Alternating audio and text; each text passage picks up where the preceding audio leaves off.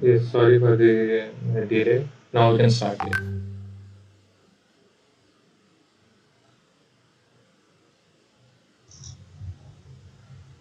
Yes. Okay. Sorry for running a little off schedule. So now we are good to go. Yes. Now we can start. Yeah. Okay. So hello everyone. I am Preet Agnihotri and I am founder and representer from. I can hear my voice back.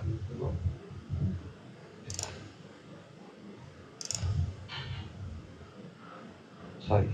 Yes. Yes. Okay. Yeah, sorry. There was something, a technical issue, I guess. Okay, so I am Preet Agnihotri and I am founder and representative from Astronomy Club of MSU Baroda. So, welcome to our event to all the participants. And this event has been jointly hosted by the Astronomy Club of MSU Baroda and SciLynk. So, you must have all of the participants who are in the Google Classroom must already have visited the SciLink websites and everything. We have given the handles in the registration link as well. So uh, Akshat here is a representative and founder of SciLink, and he'll be speaking to you soon. So I'll give a brief introduction about the Astronomy Club. So we started this Astronomy Club in January 2019, and it was a very unofficial thing. We started with, I guess, 7 people, and it has slowly grown since then. And now we have more than 125 people. So the aim of Astronomy Club was a bit local in the beginning. We wanted students from the physics department of MSU to participate in discussions because there were no such activities. Usually in colleges, you don't see much of discussion things.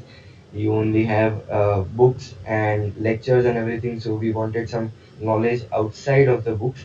So that was the reason we started this, and I am very happy that it has grown so well. And now we have students from, I can say, 4 generations. And the first batch which started this astronomy club has already graduated now. So we also have students from masters, and we were happy to see in the pre-COVID era that few of our professors were also very inclusive, and they liked the idea and they reciprocated well, and we had participations from them as well. So yes, that's about Astronomy Club. Uh, with the growth, we have made Astronomy Club open for all. So in Astronomy Club, we have weekly or bi-weekly meetings, and some at least one person presents something, and then we discuss on the same topic. So we share about some exams and some important information like new findings, new research going on in the field in of physics as well as astronomy. So yeah, people can join from, even if you are not from MSU. I hope you can join, but the only condition is that you have to be active. Like, it is a self-sustained model, and we are not run by funding or anything. So all we expect is sharing of knowledge. Okay, so you have to be active enough in the group. So yeah, those who want to join the astronomy club can email me. I am Preet Agnihotri, and my email must be there in the Google Classroom. So you can contact me from there. And yeah, that's all about Astronomy Club. So I'll hand over the mic now to Akshat. He'll tell you about SciLink. So Akshat. Yeah. Thank you, Pete, for a very good introduction to the Astronomy Club of MSc. Uh,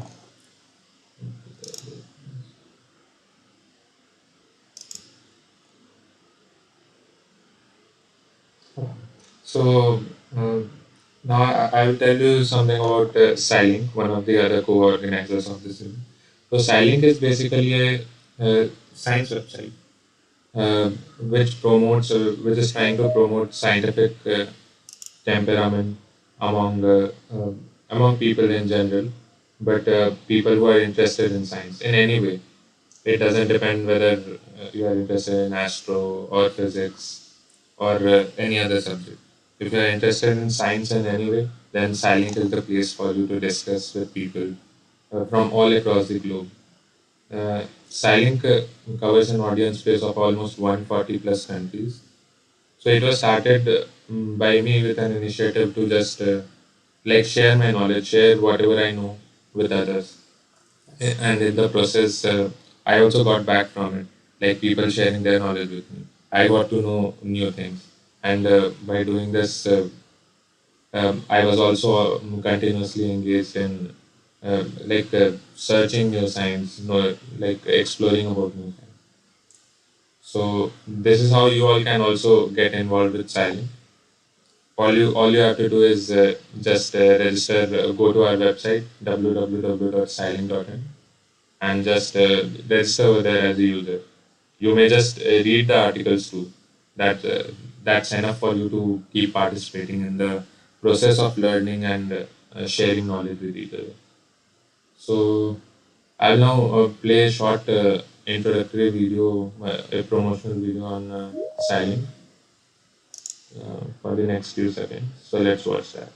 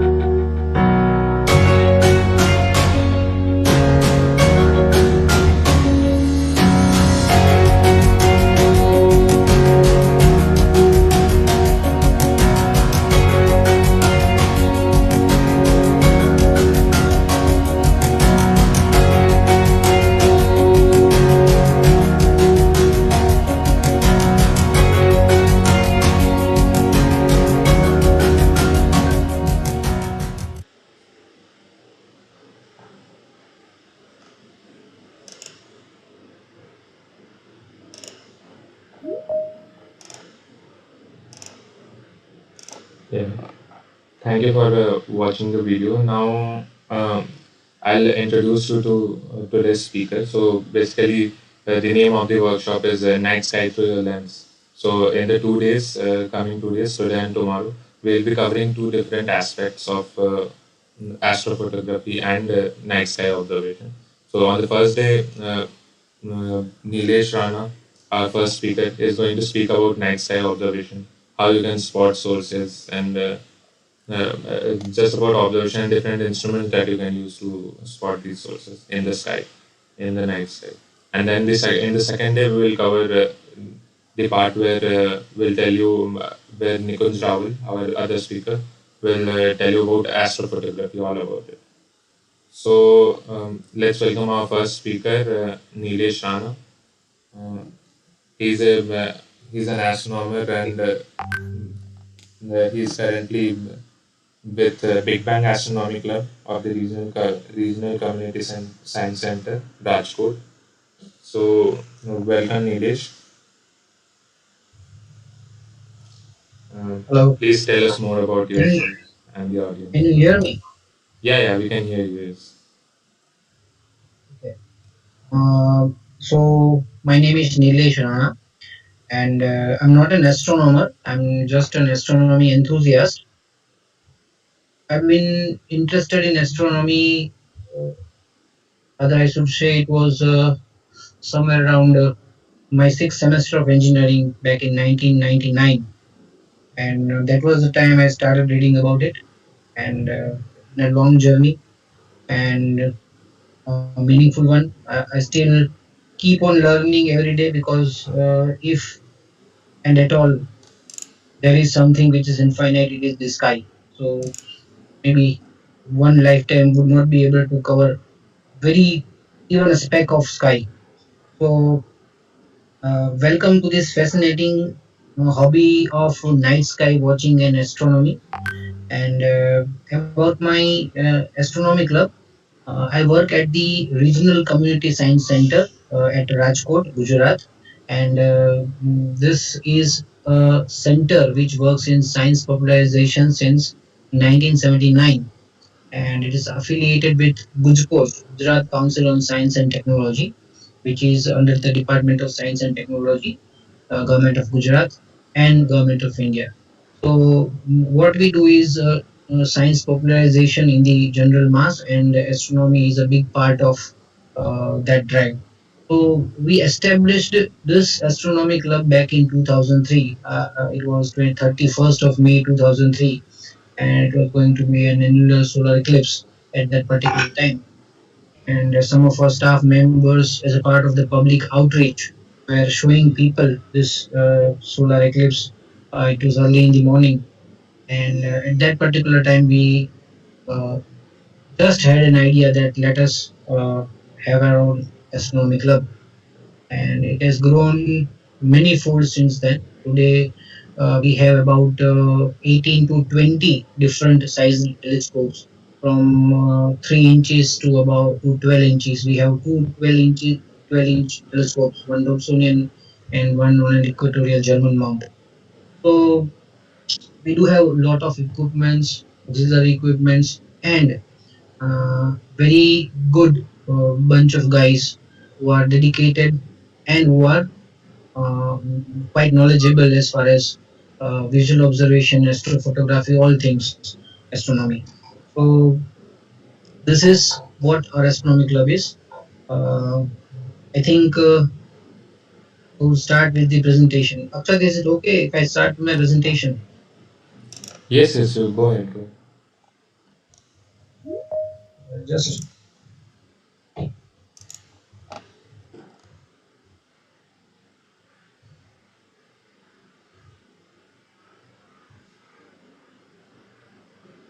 is it visible?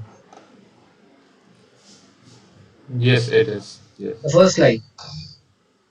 yes, it is. Yes, it is Yes, sir, visible. it's visible. Okay. So the title of my talk is "The Joy of Sky Watching: An Introduction to Amateur Astronomy." Now, actually, as I said earlier, that you never stop learning in this very vast field, and the only difference that is between the guys who are listening to me and myself is that I was interested in this particular subject a bit ahead of you guys, and so I know little bit more than you people. Other things same. We are all in the same boat. So feel free to uh, communicate. Feel free to interact. I think the mode of the talk is such that we'll be having the interaction after the talk. Actually, when I ever taken talk in astronomy, it goes in parallel. But anyways, that is up to the organizers to fix that. But we'll have a very meaningful conversation after this talk is over. So now, what is amateur astronomy? So it's a fancy name, but one should know that this might have been the very first hobby of ancient men. Like if he was a Stone Age man, he was sleeping and he would have seen lot of stars in the sky, points of light, which he might have intrigued that what this light sources might be. Uh, How do we know that? We know that because in the entire animal kingdom, human beings are the only beings which sleep on their backs. Means we sleep on our back, so the our face is always pointing the sky. So he might have been interested in what is up there because at night our senses are far poorer than those of the nocturnal predators. And so he might have retired to some place where he is safe and nothing to do. He might have been looking at the sky. His reliance on the sky increased. He found some use of the sky when we discovered agriculture, because then you have to have a calendar. You need to know when to something, when to reap something, and what are the cycles of the season, and how much time does it take for each and every season to pass or each and every season to begin. So uh, we have some renovation going on at our center right now, so there might be some noises you will be hearing in the background. So then the calendar was built and astronomy was put to good use at that particular time, because that was the only repetitive motion, the motion of stars rising, stars setting, the moon and the sun rising and setting. So then it expanded to astrology. Astrology is such means astrology. We always relate astrology to something which is hailed to tell somebody's future. But astrology, if you translate astrology, or if you pick the uh, original word, that is Jyotirvidya. The Jyoti means light, and the science of light, the light that is seen in the sky. And that was it all about.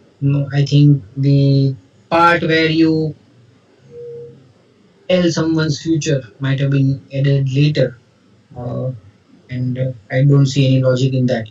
So let us begin.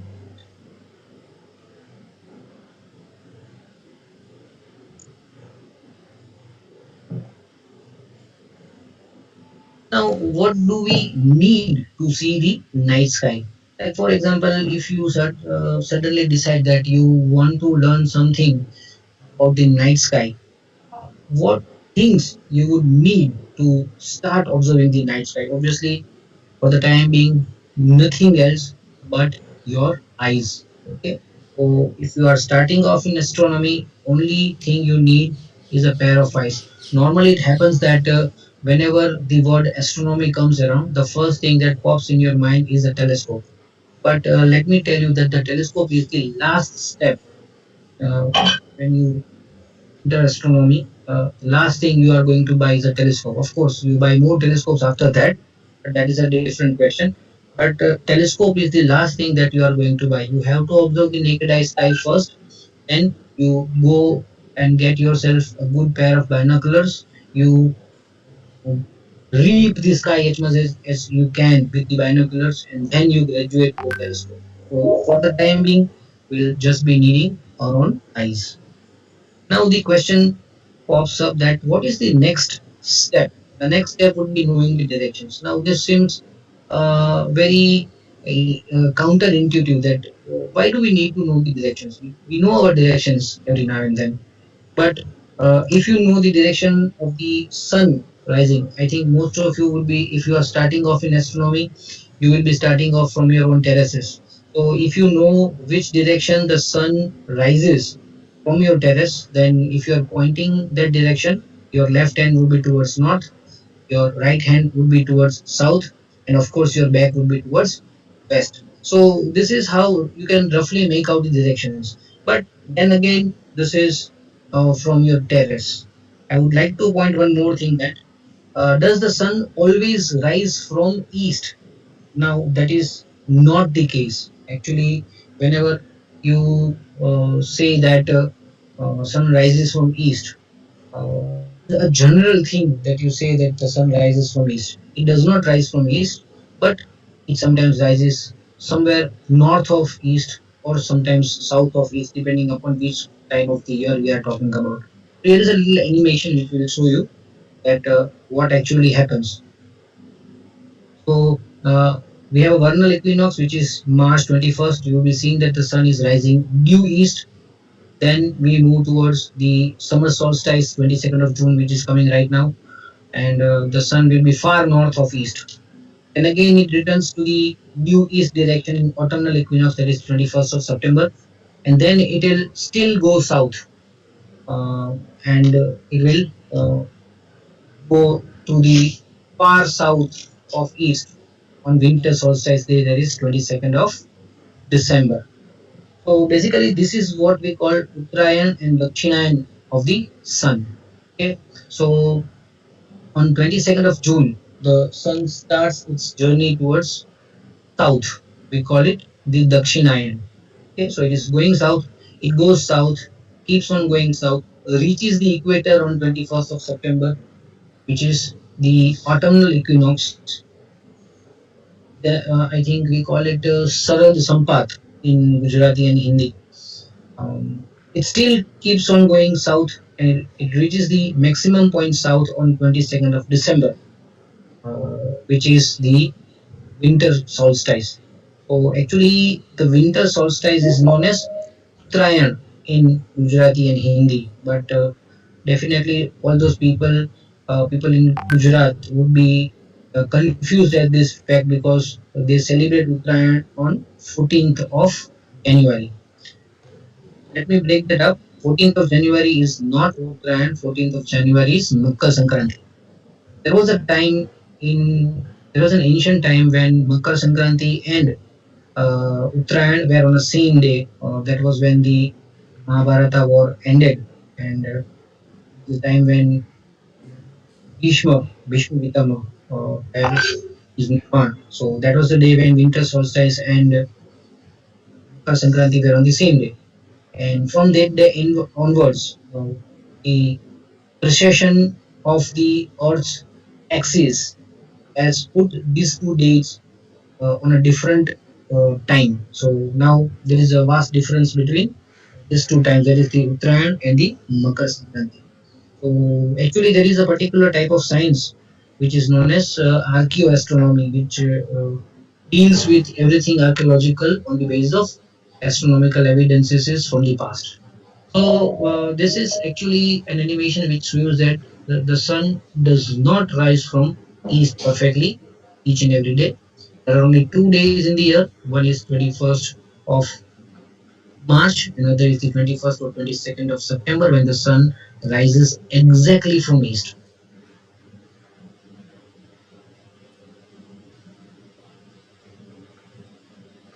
Now let us get to the big question of what can be seen in the night sky.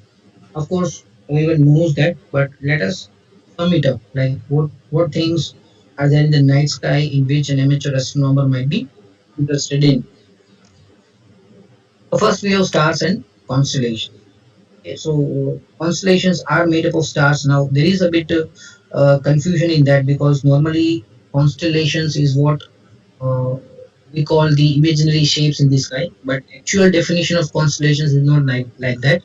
But as far as amateur astronomy goes, we'll consider constellations to be shapes in the sky that have been decided by the IAU or International Astronomical Union. So stars and constellations, which are again made up of stars. So here also there is a confusion that normally when constellations are translated into say Hindi or Gujarati, they are called nakshatras. Actually, they are not nakshatras. Constellations should be translated as taramandals. તારામંડળ તરીકે આપણે એને ઓળખવા જોઈએ. Constellations are not nakshatras. Nakshatras are altogether a different thing, and there is no Western equivalent term for nakshatras as we use in Indian astronomy. Planets and their satellites. So for this you would need a telescope because planets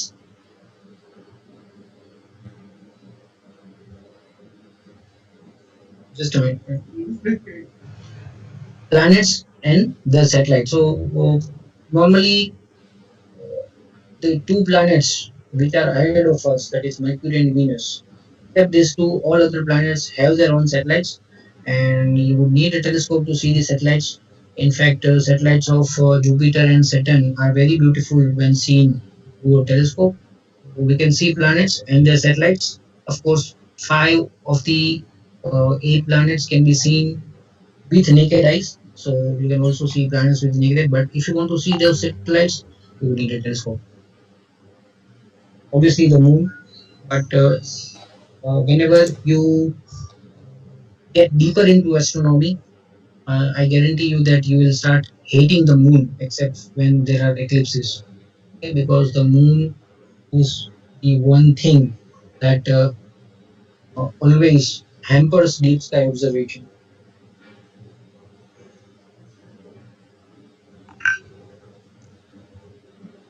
Then we have the most beautiful things that each and every amateur astronomer would be interested in. These are deep sky objects or DSOs. These include star clusters, nebulae, galaxies, etc. So these are what we call DSOs or deep sky objects. Of course, you would need a telescope to see those. In fact, there are a couple of star clusters that can be seen with your naked eye, a couple of nebulae, and a couple of galaxies which can be seen through naked eye.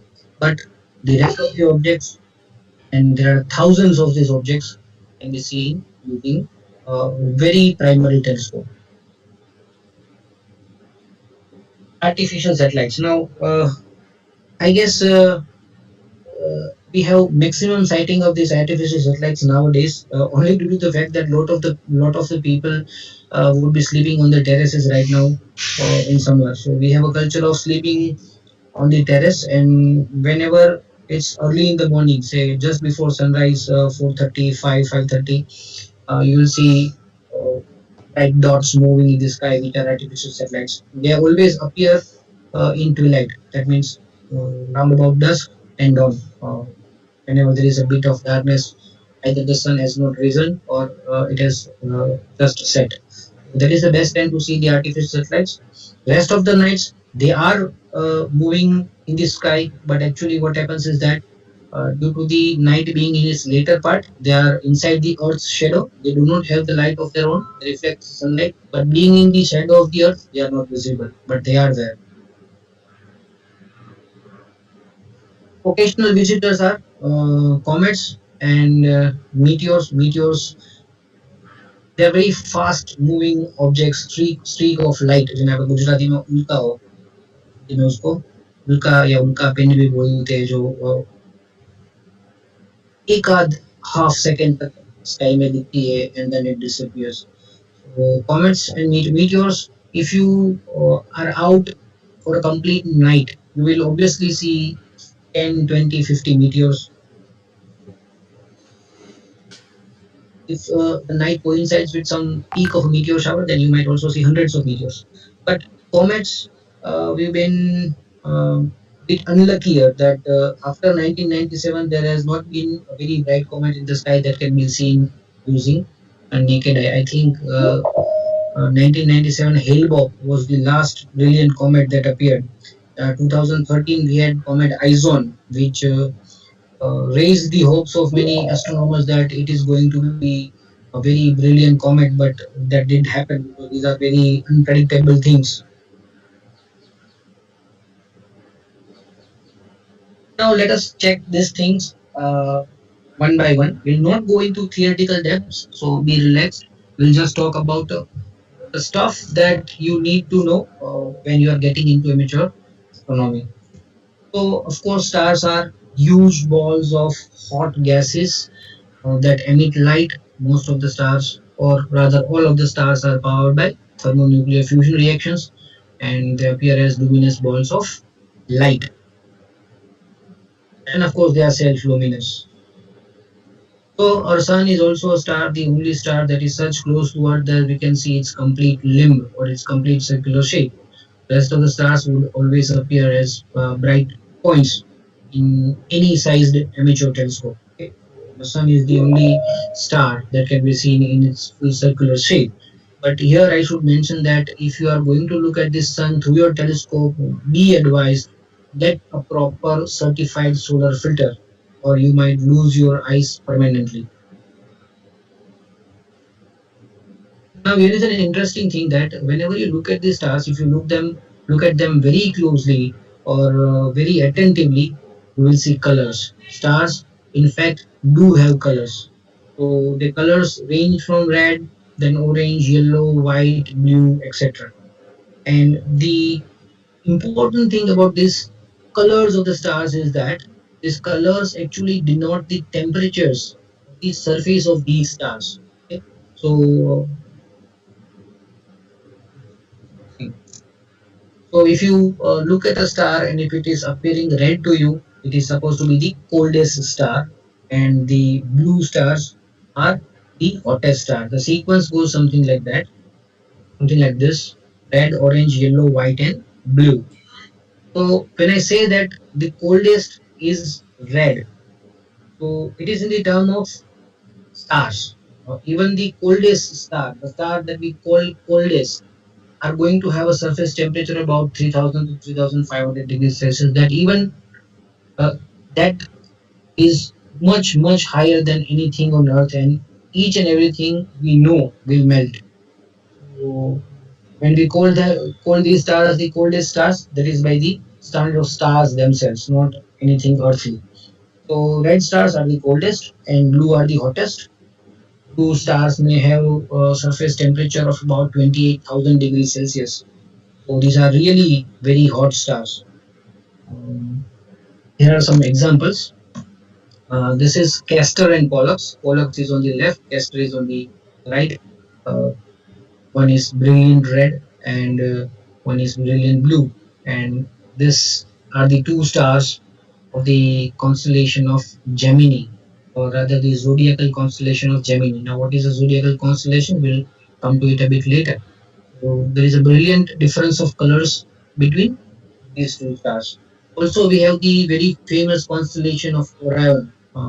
Right now, it will not be visible because the sun is recently going to enter in the zodiacal sign of Taurus.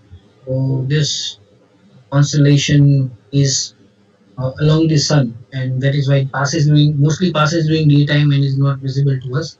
But just wait for 3 4 months, it will be visible in the east early in the morning. So Orion is is said to be the most beautiful constellation in the night sky. It has very bright stars, so it is visible from almost every type of light pollution, even from the center of the cities. So this constellation has stars of all colors. Like you can see, can you see my cursor? Yes, your cursor is Yes, visible. sir. Yes. Okay. Yes, So sir. This is Betelgeuse. Betelgeuse is known as Ardra the in Gujarati or Hindi. So this is Betelgeuse, which is a brilliant red star. It is on the verge of becoming a supernova and is about 650 light years from Earth. Already have been a supernova, but we might not know it until 650 years. So if it has gone supernova say 400 years ago, we might still not see it 150 years. And here we have Regal, and this is known as Banraj in Gujarati and Hindi. It is a brilliant blue star, just quite the opposite of what is at this end. And we have the three belt stars, which are also very blue in color. And you can see a red star over here, which is not actually a star, but it is the Great Orion Nebula, stellar nursery, a place where new stars are being born. This is the place of newborn stars right here. And if you have a good quality binocular or a telescope, this is the most fascinating thing that you should look for the first time. So Orion has very many different color stars, and here we have the famous globular cluster known as M13 or the Great Hercules cluster. Uh, you can see stars of all colors in this. New stars are always bluer in hue, whereas old star will certainly become orange and so stars do have colors. If after attending this talk and you look at this sky tonight, you might be able to see Castor and Pollux and the remaining stars which have beautiful colors. Look out for a very beautiful pair of stars. If you look at the sky tonight, say at about 9 p.m., you will see two stars much further apart, one far north of east and the other far south of east. The north of east would be a brilliant yellow colored star, and to the right side, that is south of east, you will see a brilliant blue color star. This is the duo of Spica and Arcturus. The yellow one is Arcturus and the blue one is Spica. Spica belongs to the zodiacal constellation of Virgo. ગુજરાતીમાં કહીએ તો આ સ્વાતિ ચિત્રાની જોડી છે. हिंदी में या गुजराती में स्वाति बोलते हैं आर्क्टूरस को, और स्पाइका जो है उसको चित्रा बोला जाता है. ये स्वाति और चित्रा की जो पेयर है, they will rise together from east. One will be north of east, another will be south of east, and they will be seen very prominently in the night sky at say, I would say 9 p.m. in this season, right in this month.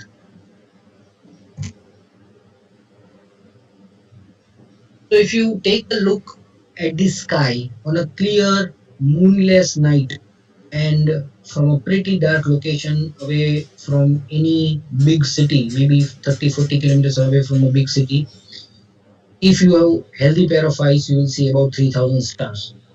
Okay, so if and at all you look at the sky from the same location on a full moon night, the number of stars decrease by 10 times, and you will just see 300, about 300 stars in the night sky.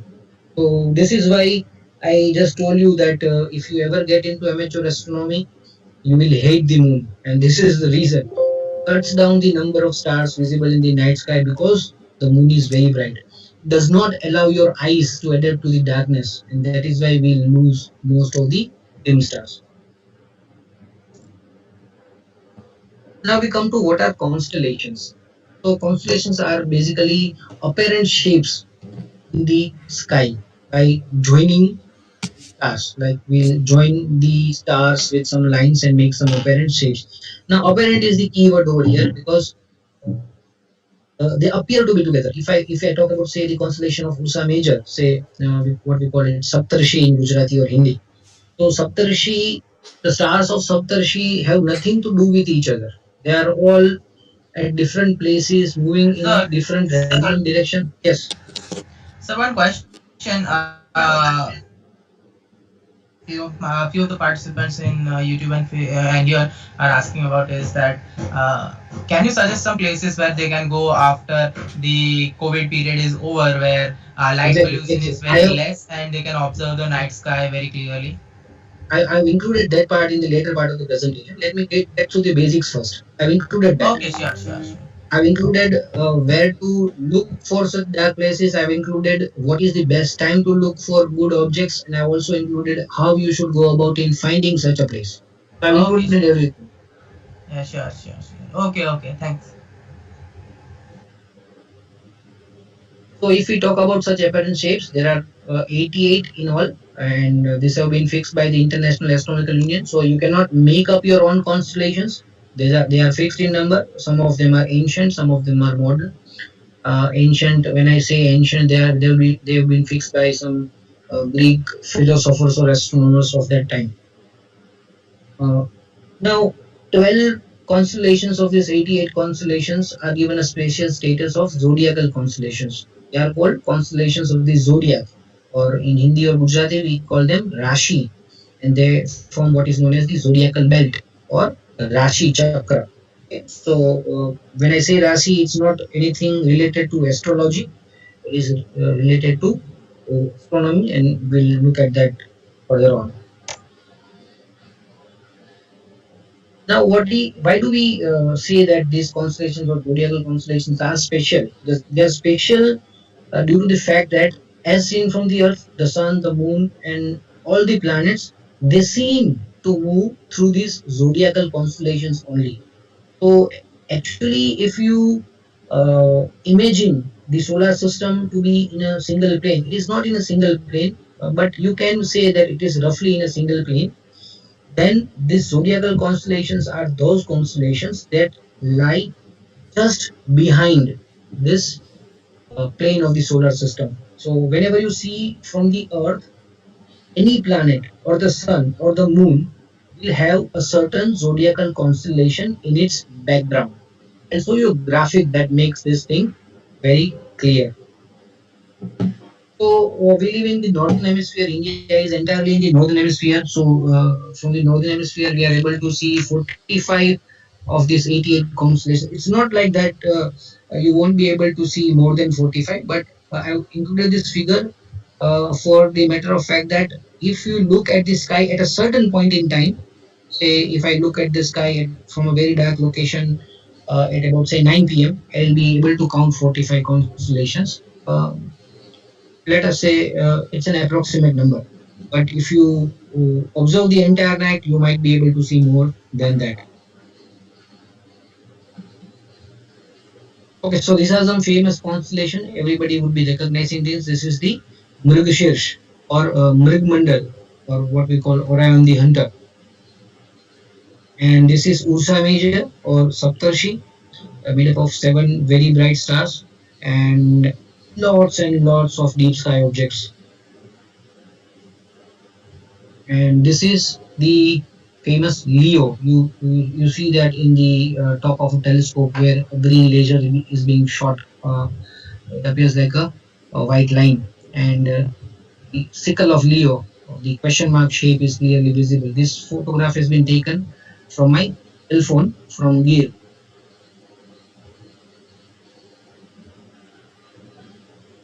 So here is how the constellations are there around the entire solar system.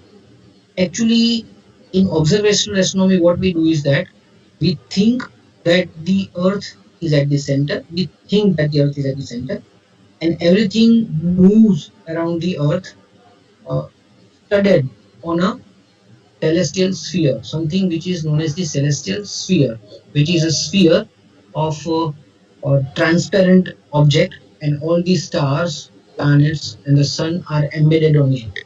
So basically, that is just for the understanding of how the things move and how what are the angles that are being subtended. So this is how constellations are situated around us, and as the Earth moves around the sun, so Earth being at the center, it is not moving around the sun. That is what we consider. We consider that the celestial sphere itself goes around once in 365 days, so that the constellations also rotate around the Earth. Basically, that is the movement of the Earth around the sun, not the constellations themselves. Now, what this thing manipulates when we how it plays out when we look at the night sky. So here is the shot of the night sky. I have taken this from a software called Stellarium. This is the web version of the Stellarium. You can download Stellarium free of charge from its site stellarium.org. I'll come to that later when we talk about sky gazing aids. So this is the December sky looking in east direction. पूर्व की तरफ हम जब दिसंबर में देखते हैं तो ये सारे constellation say about 8:30 p.m. This is the sky of about 8:30 p.m. and you can see Orion, Gemini, Auriga, Taurus. Then you can see Perseus, Cetus, Monoceros.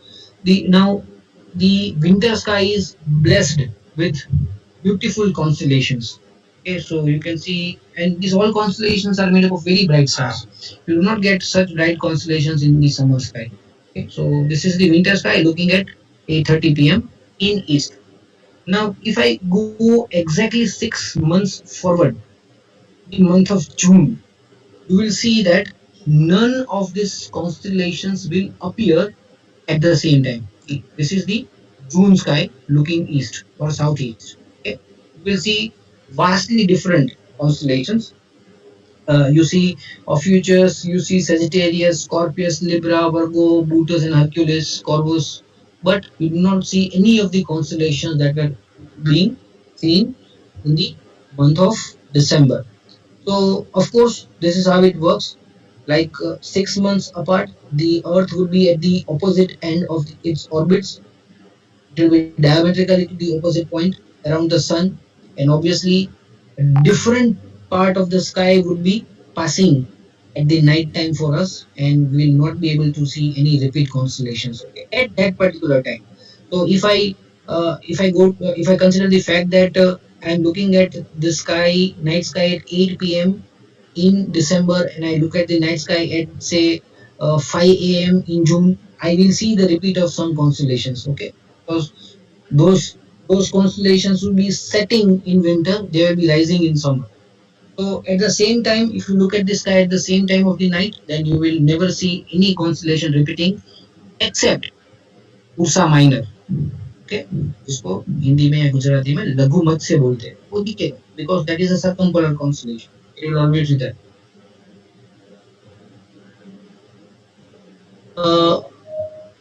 Now we go through a little exercise in means normally what happens is that pole star या जिसको ध्रुव तारा हम बोलते हैं, तो normally people think that Dhruv is a very bright star.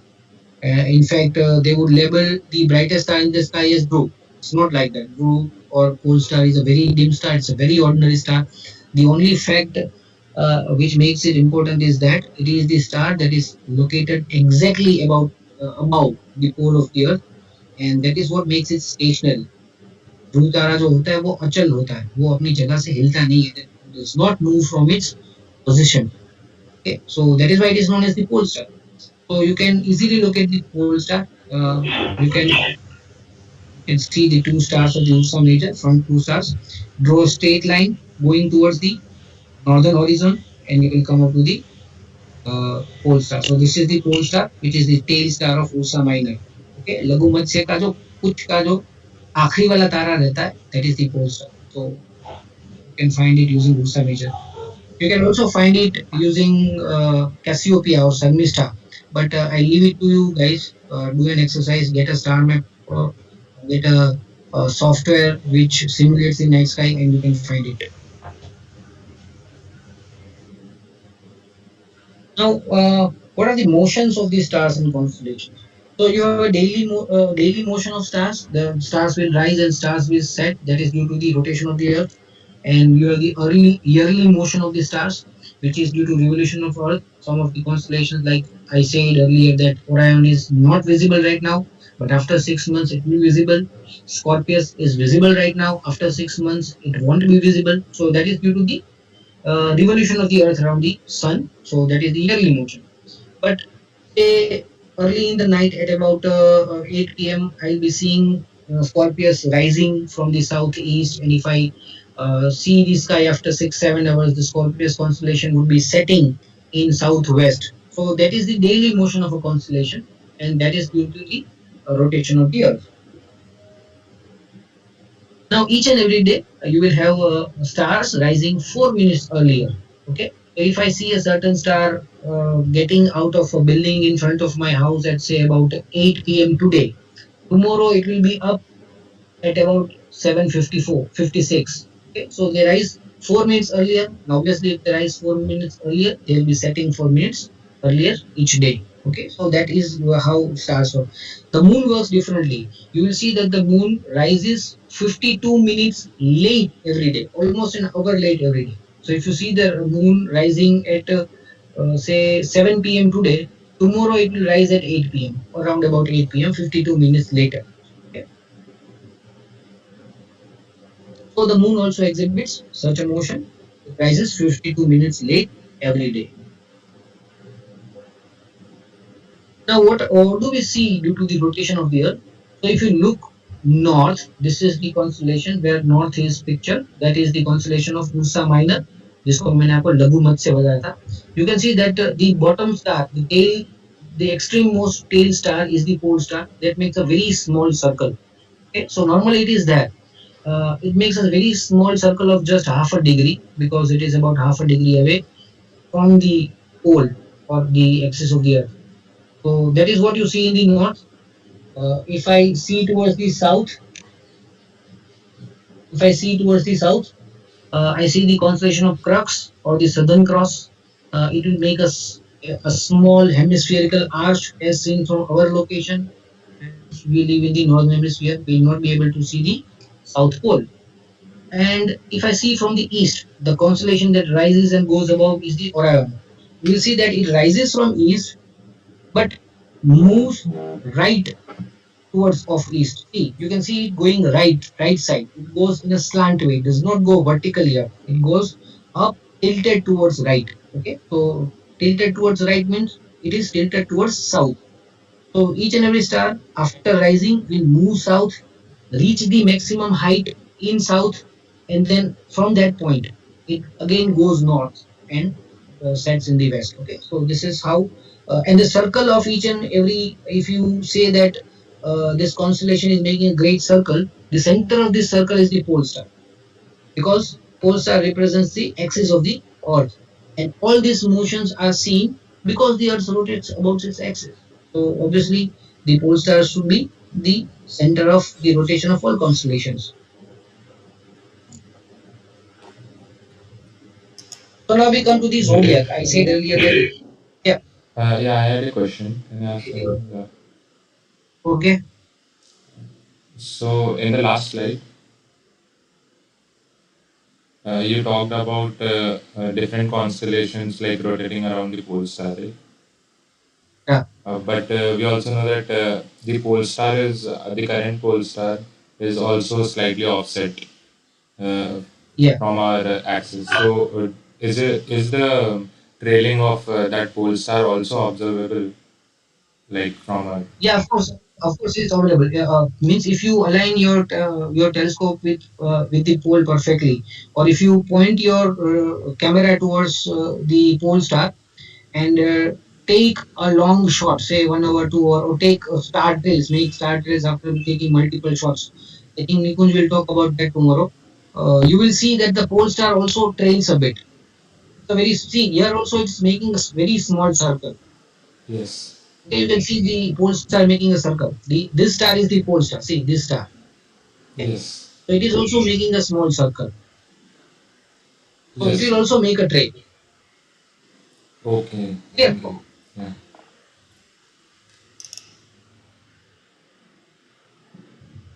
So here is how we call the zodiac. Okay, what is the importance of the zodiac? Now, as I said earlier, the entire zodiacal belt is exactly behind the uh, plane of the solar system. Now, the zodiacal belt is not behind the plane of the solar system. The stars which are exactly behind the plane of the solar system make up the zodiac. Okay, so it is the other way around, cause and reason. So the constellations that are just in background of the plane of the solar system are known as zodiacal constellation. And here you can see that now the Earth rotates around the sun. If you look from the north, Earth rotates around the revolve goes on around the sun in anti-clockwise way. Okay, so it will be moving this way. So presently, if you are on Earth, you will see that the sun is in the zodiacal constellation of Leo. So after certain time, the Earth would have moved over here, say over here, and when at that time we look at the sun, we'll see that the sun is in the zodiacal constellation of Virgo, and then it will move to Libra, then Scorpius. When will it return to Leo again? Of course, after one complete year.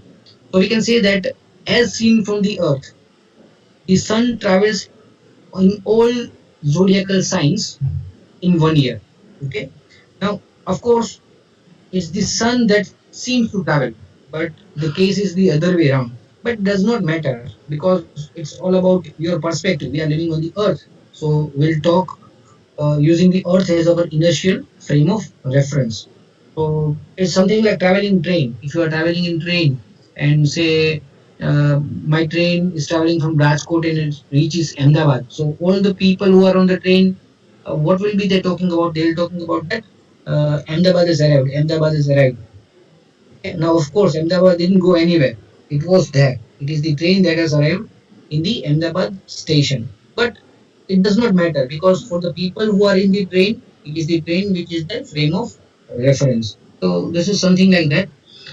The sun seems to travel through all the zodiacal constellations once in a year. Now there are 12 zodiacs, and of course the sun travels through each and every one of them in 12 months. So we can calculate that the sun would approximately take 30 days to complete one zodiac. Okay, so in 12 months it travels through all 12 zodiacs. So we can estimate that it might be staying in one zodiac for 30 days. Okay, so uh, now if we want to consider the angular size of each and every zodiac, this can also help us. The sun goes in a complete circle of 360 degrees in 12 months and completes 12 zodiacs. So we can estimate that. each and every zodiac might be of 30 degrees, and 30 multiplied by 12 will give us 360, that is the complete circle. So we can estimate that each and every zodiacal sign is of 30 degrees. It is not so, but this is a rough calculation. Now, of course, 30 degree is a very, very, very large amount of sky. It might not appear intuitive, but when you look at the size of the sun and the sun and the moon when it is full, they only cover about 0.5 degrees in the sky. So, such a large object that just appears to be half a degree in size. So, 30 degrees is about 60 times that.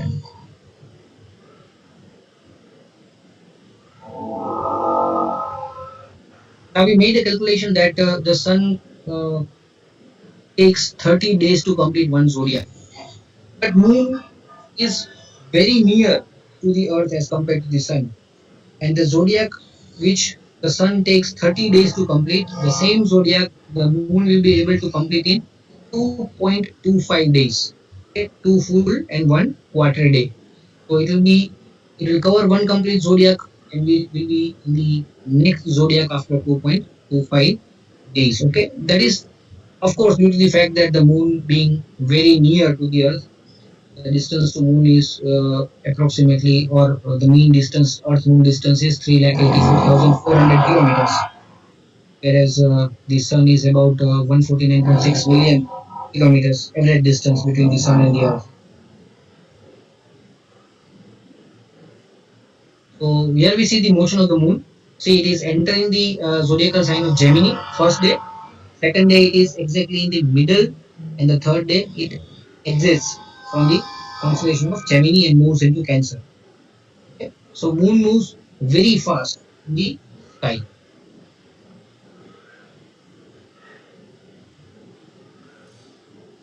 Now let us look at some DSOs or deep sky objects. What sort of deep sky objects can we see in the sky? The first objects that we see are open and globular clusters. These are clusters of stars.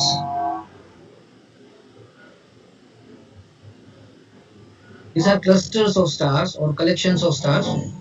It is exactly opposite to constellations. These stars are actually bound by gravity with each other. This is an open star cluster. This is what we call the Perseus double cluster, NGC 884 and NGC 869. These are very beautiful clusters, even when looked small binocular.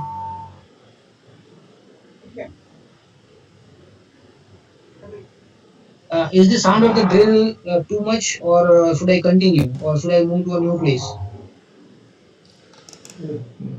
It would be better if you move to a new place because. Okay, so I'll move to a new place just in couple of minutes. Yes, sure.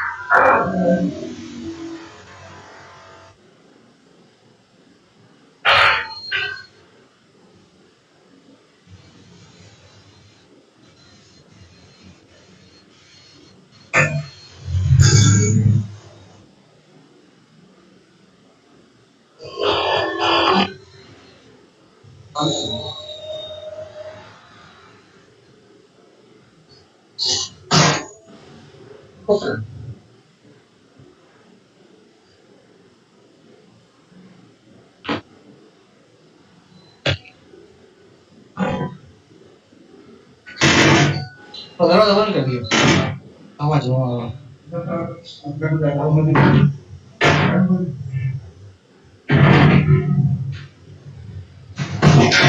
Okay, so now I'm at a quieter location. Yes, it is better. Okay, this is the open clusters, what we call the Perseus double cluster. You can see that the stars are a bit scattered. There is no specific pattern in how the stars are situated. So these type of clusters are known as open clusters. Whereas this is the globular cluster. This is again the M13 or the Great Hercules cluster. The globular clusters are much larger in size than the open clusters, and you see a specific pattern in it. You see that the concentration of the stars at the center of the cluster is much higher. As you move radially outwards, the number of stars gets smaller and smaller. These are very large clusters as compared to the clusters. Then you can also see some galaxies in deep sky. Actually, you can see thousands of galaxies. This is the very famous Leo triplet. These are three galaxies which appear in a single field of view. When you view through a low power eyepiece, these three galaxies will pop out in a single frame, in a single field of view of your telescope, and that is why it is known as the Leo triplet. Actually, Leo has two triplets. This is the first triplet towards the legs of the Leo constellation, and these are M65, M66, and the far left one is the GC3628. Now, if you are wondering what these M numbers are and what these NGC numbers are, don't bother at all. It will all come to you when you get deeper into the subject. It's not like if you don't remember these numbers right now, you cannot proceed into amateur astronomy. It's not like that. When I say that M65 and M66, they are part of the very famous Messier catalog, or Messier catalog rather, because obviously French are a bit different when writing spellings. So it's the famous Messier catalog, which has 110 objects labeled as M1 through M110. The uh, M65 and 66 are the Leo galaxies. And this is the very famous neighbor M31, what it is called, is the famous Andromeda galaxy. I think some of the guys seeing the picture would say that does not seem like Andromeda, because you might have seen the photographs of Andromeda. I'd like to point out that the images that I use in this presentation, of course, not they are not my images. I collected from the web, but I keep a practice that I collect images which are something like what you will see when you look at them through the telescope for the first time.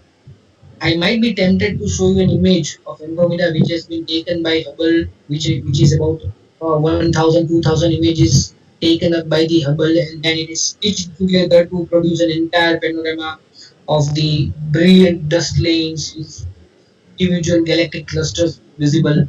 But that is not what amateur astronomers will see when they look from their telescopes. Okay, so it might be a thing which would turn off some amateur astronomers, or they might say that I don't see what actually has to be seen. It's not like that. This is the far better thing that you will see from your telescope when you look at the Andromeda galaxy. Okay, it will not be the full spiral that is seen on Wikipedia pages or on apod photographs.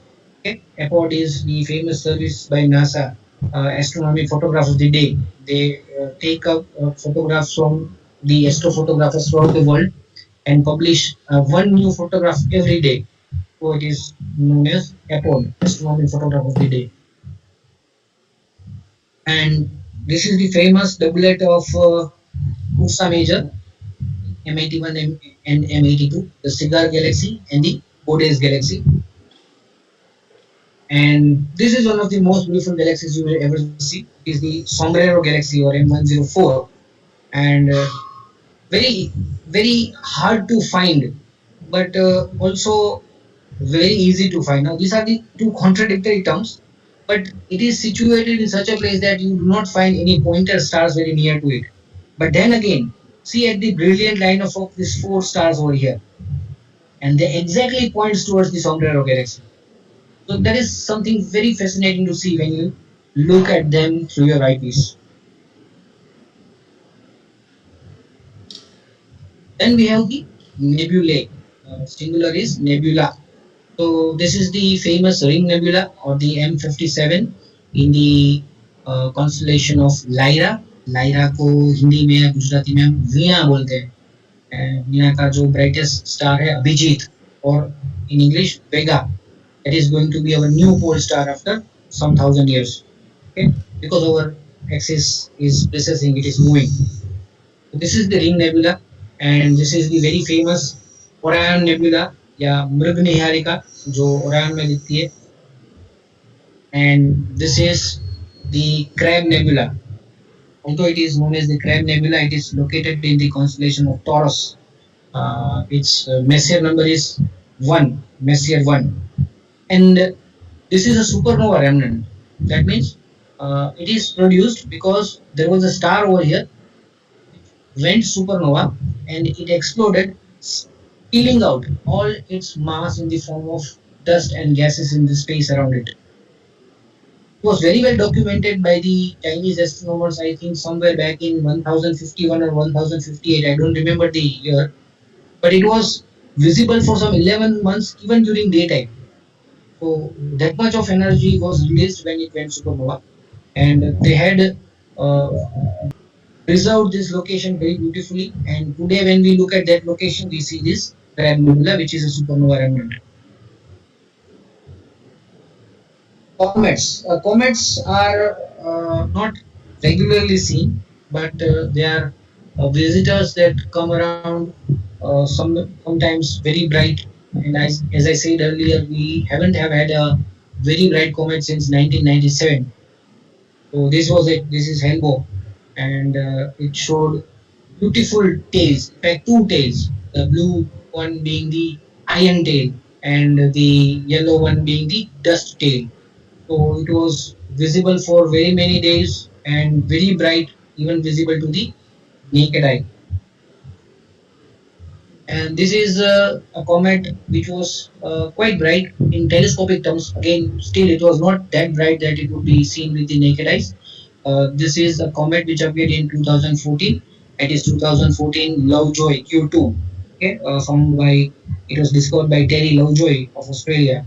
He has been credited to some about 15, 16 comets he has found out. So this is Lovejoy Q2 2014, which appeared around about the time when Izon was visible. Now meteors are, let us say, they are very volatile things that appear sometime and disappear. See, you just saw a flash of light and then some smoke being released from that flash of light. See, you will see a smoke, line of smoke which is moving from left to right due to the wind. Okay? So meteors are actually small speck of dust, normally size of a pea or grain of sand, entering our Earth's atmosphere and burning up due to their tremendous speeds. Okay?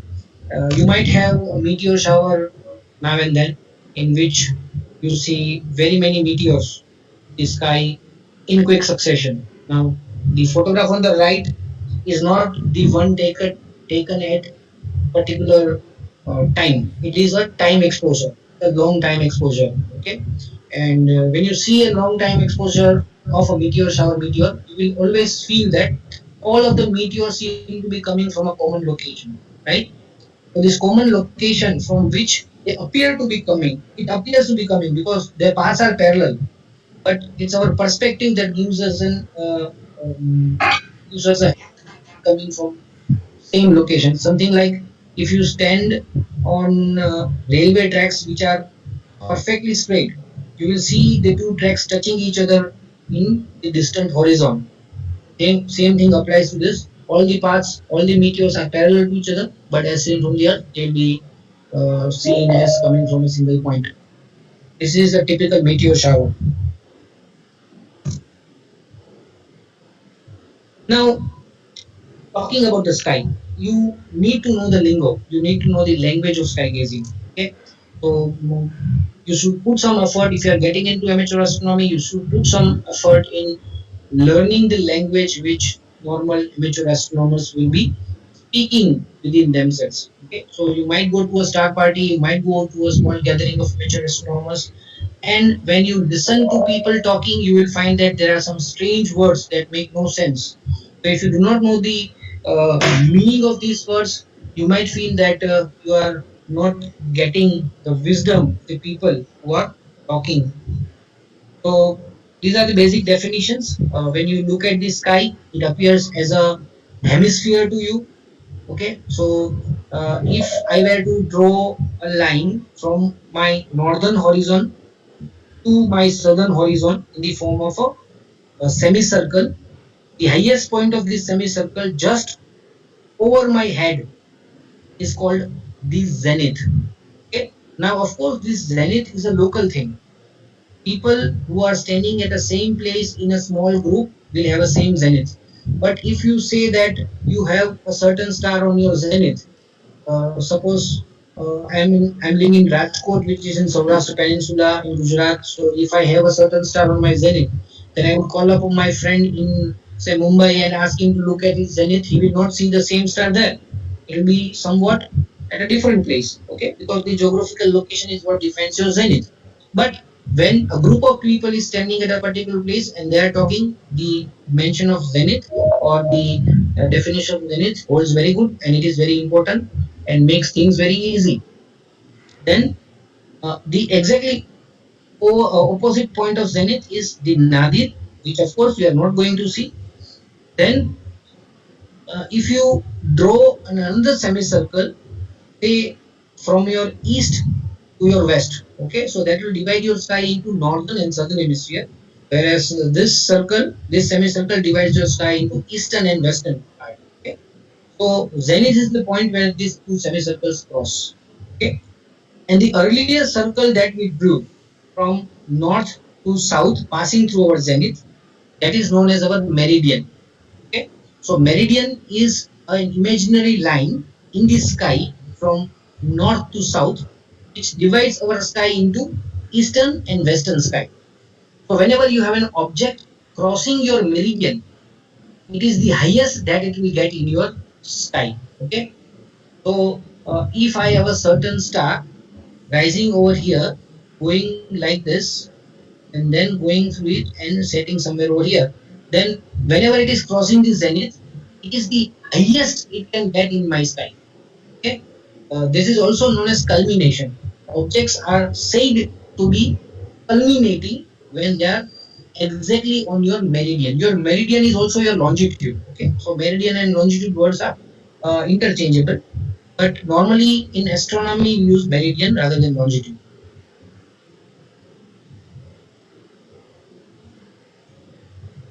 Now, it's very easy to talk about constellations and stars, how far they are from each other in angular terms. Okay, so we call it angular separations, and it is very easy to measure the angular separation with your fingers and your hand. So, if I can put my little finger, my pinky finger between two stars, exactly between two stars, then I can say that the separation.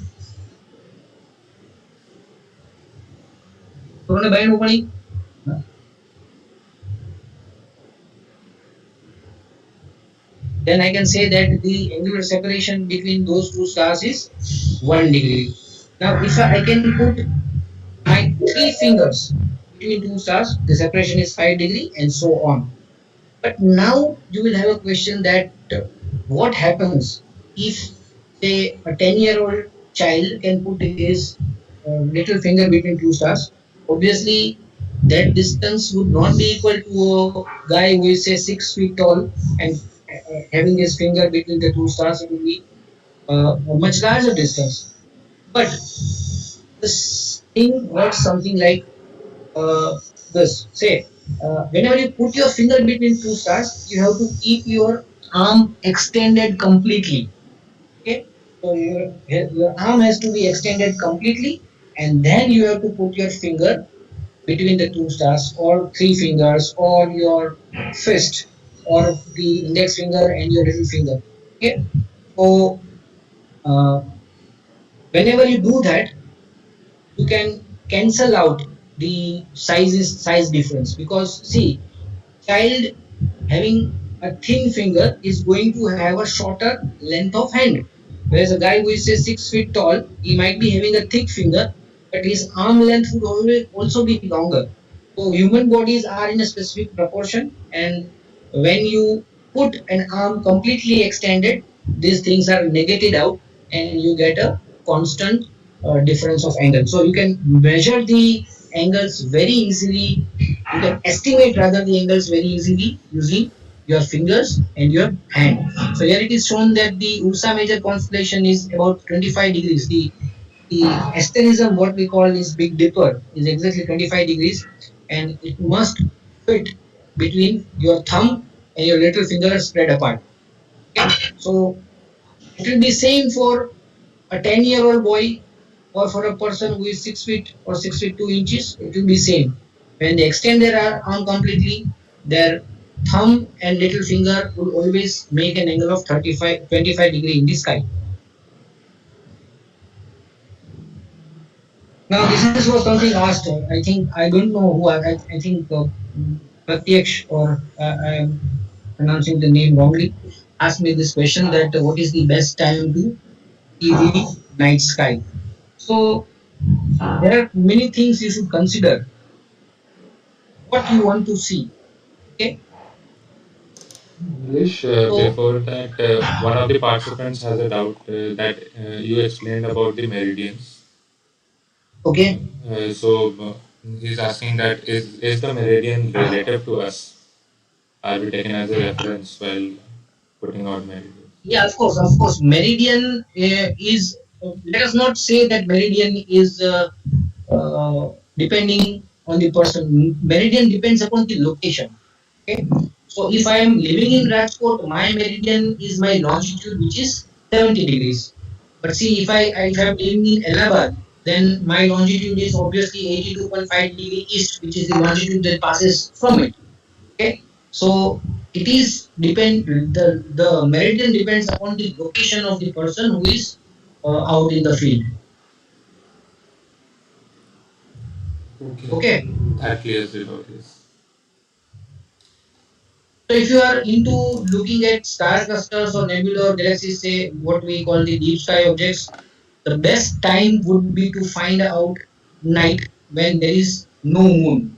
Okay, so new moon night is the best, but you can pick 2 or 3 days before the new moon or 2 or 3 days after the new moon. Okay, so at that particular time the moon will be very small and will be visible for a very small time. Like if I pick a night which is say 2 or 3 days before the new moon, then the moon will be visible early morning sky in the east, and it will be rising at about say 4:30 p.m. 4:30 a.m. and it won't bother me much with my deep sky observation. If I select a night which is say 2 or 3 days after the new moon, then the moon will be in the western part of the sky, will be very small, and will set very soon after the nightfall. So as soon as the sun sets, the moon will be visible for 1 or 2 hours in the western part of the sky, and then it will set. So I'll get a full night. Remaining night will be a moonless night. So this is how you can work out what you want to observe. You can also choose a time before or after the moon comes into the night sky. Say for example, if I want to observe the sky on first quarter, that is 7.5 days after the new moon, જેને આપણે ગુજરાતીમાં આઠમ કહીએ છીએ. So at that particular time, the moon is going to set at 12 p.m. It will be rising at 12 noon. It will set at 12 p.m. or midnight, 12 a.m. Sorry. So when it sets at midnight, the remaining hours of the night, I will have a moonless night. Okay? I also can work the other way around. If I take the last quarter or the third quarter, then the moon will be rising at 12 a.m. Okay, so say if it's a winter month, then I'll have darkness from say 7:30. So from 7:30 to 12 a.m. I can observe easily. No moon will be there in the sky, and this is how you can make adjustments with your observing sessions. Normally, what we do is that in the month of September, we have a club meeting. In that club meeting, we make a complete timetable of the coming year. That means starting from October to say May. We'll work out all the new moon nights, all the nights that are near new moon, and all the weekends which fall near new moon. So that weekends are the best because you can observe full night on Saturday, and then you can sleep on Sunday. So we make a timetable. What are the observation windows? What are the observation windows before 12 a.m.? What are the observation windows? What dates have observation windows after 12 a.m.? So if you want to work methodically, you can put monsoon to a good use and plan your observing sessions like that.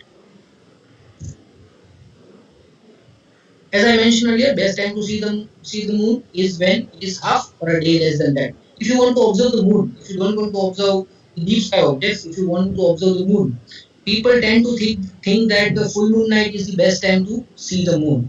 But actually, it is the worst night because what happens is that the angle between the sun and the moon, as seen from the earth, is exactly 180 degrees when it is full moon. Okay, so what happens is that the sunlight is falling on the moon dead straight and it produces smallest shadows. On the other hand, if you observe the moon on say first quarter or last quarter, the angle as seen from the earth between the moon and the sun is about 90 degrees. The sunlight is falling at an angle, and when it falls at an angle, it creates shadows of its craters, hills, and everything else. And that, when observed through a telescope, will give you a 3D feel. We feel that those objects are either having height or they are having depth because of the shadows falling around them. So the best time would be somewhere when the moon is half or a little bit smaller than the half. So make adjustments likewise. Don't observe the moon when it is full because that won't give you the beautiful view of the craters and mountains on the moon. For deep sky objects, I would suggest that late nights, that is after 12 a.m., are better than early evenings. So, as I said earlier, if it is winter and you have the last quarter, then the moon rises at 12 a.m. So, you can observe from say 8 p.m. to 12 a.m. for 3 4 hours. But the advantageous time is after 12 a.m. because normal human activities have ceased. You have less number of domestic lights being switched on. You have less number of vehicles on the roads, and that makes the sky darker. Most of the material that we get on the web or most of the forums that we have on the net are of Western countries like Europe, North America, as such. And you will see that they are discussing about how the sky, how beautiful the sky is in June, July, August, and we feel that we are being let down because these months are prime monsoon time here in India. Okay, and you will find them that they do not talk much about the winter sky because winters at their particular locations are very, very, very harsh. It's not the case for us. Winter temperatures here in India, except the very northern places. I think most of the audience is from Western India, from Gujarat and Maharashtra. So we have very, very, very mild winters. Uh, the coldest days on winters will never go below 6 degrees, 7 degrees as such. Okay. So that is quite manageable and you get beautiful views of the winter sky because the air is very dry, is very crisp, and the views are very stable and fantastic. So winters are the best time to observe the night sky. Now comes the part, what is the best place to see the night sky? Like if I'm interested in stargazing, what should be the best place I should choose? Always a sufficiently dark place away from city lights. Make sure you are 30 to 40 kilometers away from a reasonably sized city like Rajkot, and you do not have a reasonably sized city again in the 30-40 kilometer radius. So that is the prerequisite condition if you want a dark enough sky. This is it. Again, if you are at a particular, if you find such a location, that location is definitely going to have electricity. There are no places now that do not have any electricity of any sort. So if you have electricity over there, there will be some lights. Make sure that you can switch off those lights. And if at all it is not possible, if see they are street lights, you cannot switch them off. Okay. The second solution would be to grab a stone and work it, but that is again not logical, and you should not do that because amateur astronomers are generally considered to be citizens who follow law to the utmost. So don't do that. But make sure that you position yourself such that you are behind an obstacle and the light does not fall directly into your eye. It may illuminate the surface near you, that is okay, but you just make sure that that light does not fall into your eyes directly, or your eyes will not be able to adapt to the darkness. Okay, if you have a vehicle, if you have a car, then place it such that it comes between you and the street light or lights which are bothering you. So best places would be forest, wildlife sanctuaries, deserts. These kind of locations will give you best sky. Bardo region of near Porbandar. If I talk about deserts, then near Dhangadra, we have the small run of Kutch, which is a salt flat, and I have seen skies which are almost impossible to describe. Such kind of darkness in the desert. Then you have wildlife sanctuaries. If you please make sure that you get proper permissions if you are staying in a wildlife sanctuary. But these are very dark locations. Seashores seem to be very dark, but I think you should avoid seashores. If you are in the small sections till say starting about 9 p.m. and ending at 10:30, 11:30 p.m. it's okay. But seashores do tend to get very moist in later part of the night. That might spoil the sky conditions and that might also adversely affect your instruments. So don't do prolonged sessions near seashores. Now, how to find a dark place? Okay, so the best thing would be find a dark place using some web help, which I'll show you just in a minute, and then visit that place. Okay, I would suggest that you visit that place during night and during day also. Okay, so night time you will be able to see what sort of darkness is there. There are no lights which are bothering you, or if there are lights, what are the solutions? Like I mentioned earlier, that you can get behind a tree or get behind a building or something like that. Uh, Visiting it during daytime will bring you up to date with the location. Like uh, I have been into incidents where we have gone to a new location and at night, and we have set up our telescopes, we have set up our beddings on the ground just to find in the next morning that we slept on some thorny bush and that is all around our sleeping bags, and we have not been able to find it out.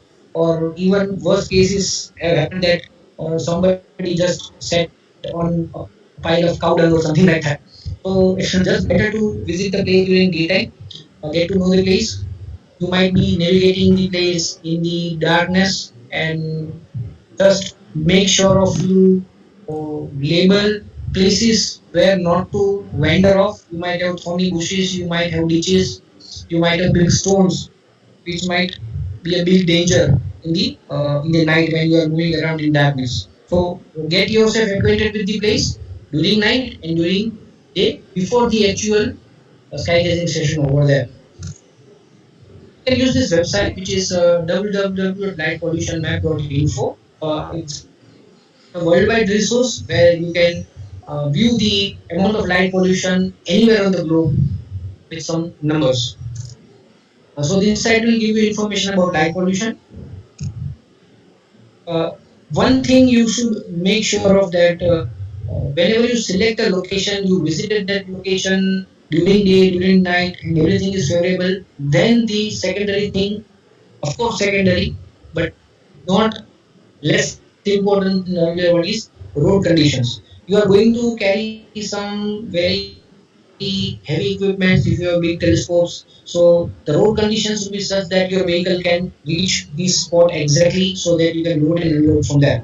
The most important thing is mobile network availability, not for the internet, not for the WhatsApp or Facebook, but for emergencies. If and ever you have some emergency, a mobile phone is an absolute lifesaver. So you should get that. Also, make sure that it has basic amenities like washrooms and things like that. Because if you are going to have female members with you, if it's an all male party, then it does not matter as much. But if you have female members observing with you, you need to have some basic bathroom facilities over there and overall safety like go through the area, does it have any particular type of crime happening again and again over there, some road robbery or something like that. If and at all you find anything like this happening at that particular site, about it, don't go there. Okay, so these are the things that you should always keep in mind when you find a dark place. And if you find such a place that meets all these criteria, then make it your permanent place. Don't go looking for new places if that site is satisfactory. So this is the screenshot of that particular website where it will show the big cities in the form of yellow, white blobs, red blobs, and as the pollution decreases, the color moves towards green and then black. Okay, so here is the this is the location of our club's event. We organize a 2 night, 3 day star party in Gir Forest since last 5 6 years. Okay, so we this is our observation location which you see over here.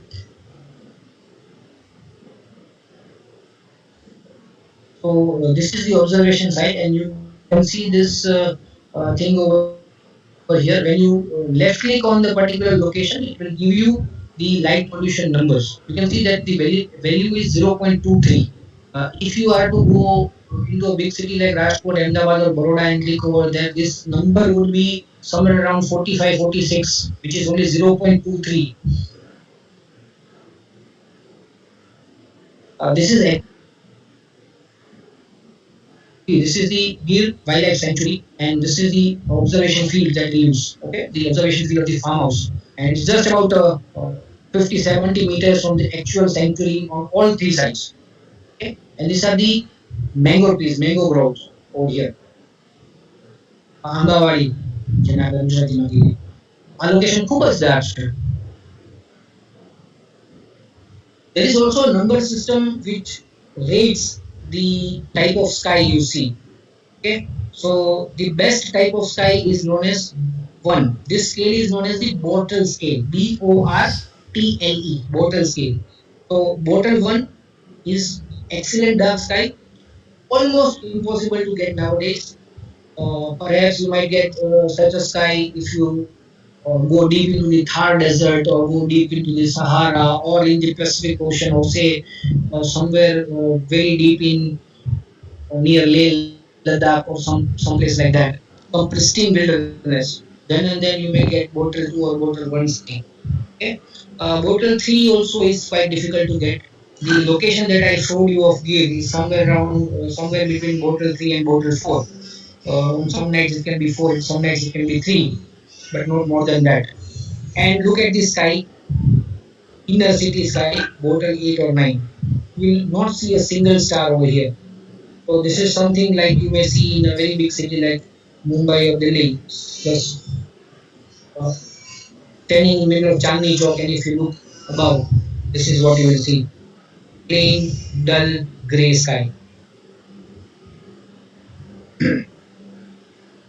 Really dark sky can show you very fantastic images. Okay, so this is the Milky Way rising. This is from Gir. You can see the partition in our Milky Way, not the partition but the dust cloud that obscures this part of the Milky Way, which is known as the Cygnus Rift. So Cygnus Rift is visible over here. Okay, and this is from our club's observation site, our observation site, which is 40 kilometers from Rajkot. We usually go there to observe Prakteshwar Mahadev. It's a composite photograph, again taken by Nikunj you'll be listening to Nikunj tomorrow. It is made up of multiple shots, but it's not Photoshop. I tell you that the stars are real. And this image above with a palm tree, not palm. This is again from Gir. This is a shot from a cell phone. You can see how many stars you can even get through a cell phone.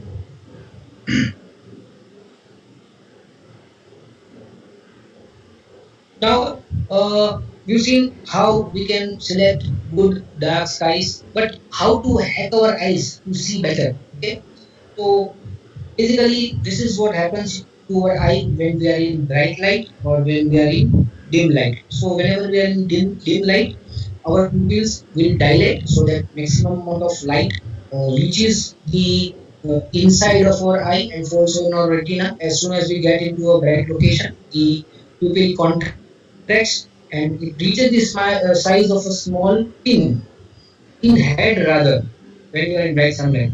Okay, so whenever you're looking at the sky, you feel that, or you should have your pupils fully dilated so that maximum amount of light enters your eye and you can make the most of it. Okay, so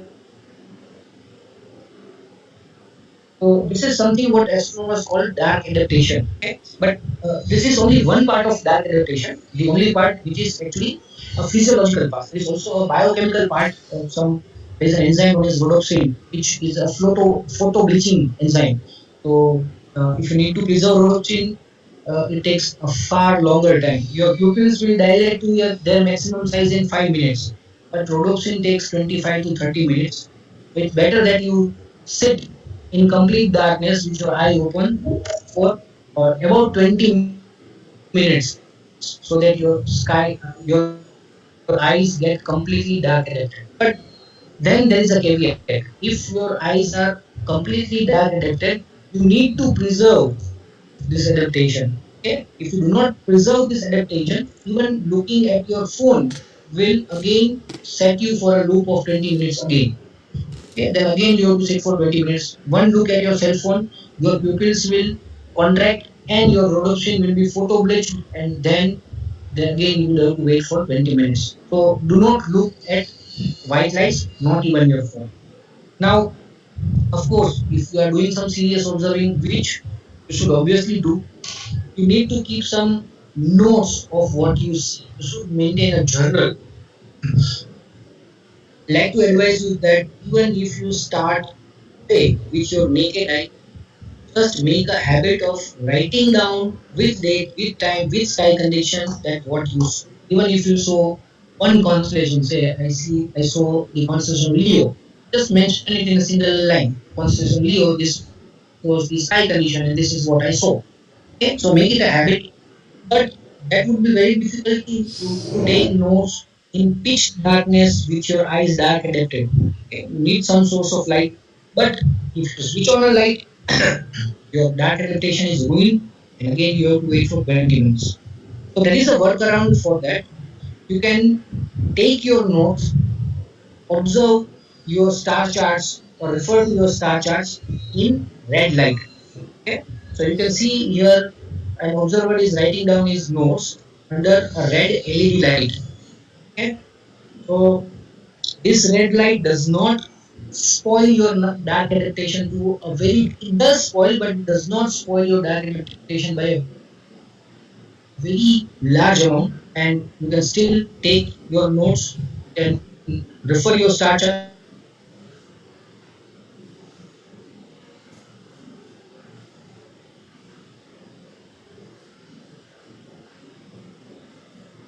that. You can take your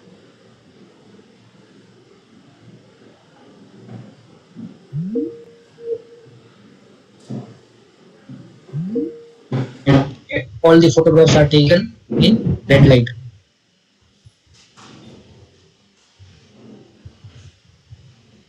So now we come to telescopes. As I said earlier, telescope is the last step when you have done enough of naked eye observing, when you have done enough of binocular observing, then and then you move to telescopes. Okay, so that is what is the written in the first line. A good way to start is a good quality pair of binoculars that will help you. I need to mention it. I don't like to mention it, but I will mention it that if you buy a telescope in the first go without knowing the night sky, and what happens is that you fiddle for some nights and you find that I'm not good at this and this is not my cup of tea, then that telescope you bought for 10, 15, 20,000 rupees is going to stay there. It cannot be put into any other use. Okay, but if you have a good pair of binoculars and God forbid something like this happens to you, that you find that astronomy is not your cup of tea, the binoculars will still be useful to you when you go for outings or when you go traveling for bird watching, things like that. Okay, but I'll rather uh, hope that this doesn't happen to you. But if and at all this happens, binocular would be a far better investment than a telescope. Binocular does also have some important advantages for the first time viewers. They are easy to use. They show you the images which are upright, just like your eyes. Okay, astronomical telescopes will show you the inverted image. So that is something very difficult to move. Like if you move your telescope towards left to catch it again, but actually you would have to move your telescope towards right to catch it. So that takes some time for your brain to get used to. So it is a bit difficult. But no, it is not the case with the binoculars because they show you the upright view. Again, telescopes, every telescope is going to have some setup time, 10, 15, 20 minutes to sometime even 1 or 2 hours. But observations with the binocular can be done with grab and go. You take the binoculars out of the case, remove the covers on both lenses, and you are good to go. It is not the case with telescopes. What would be a good type of binocular? A good pair to see, but it is pronounced at 10 by 50. When I say 10 by 50, what does these two numbers mean? 10, the first number is the magnification, that is how much the object will seem larger or nearer to you. And 50 is the diameter of the objective lens, the lens which is farther from your eye.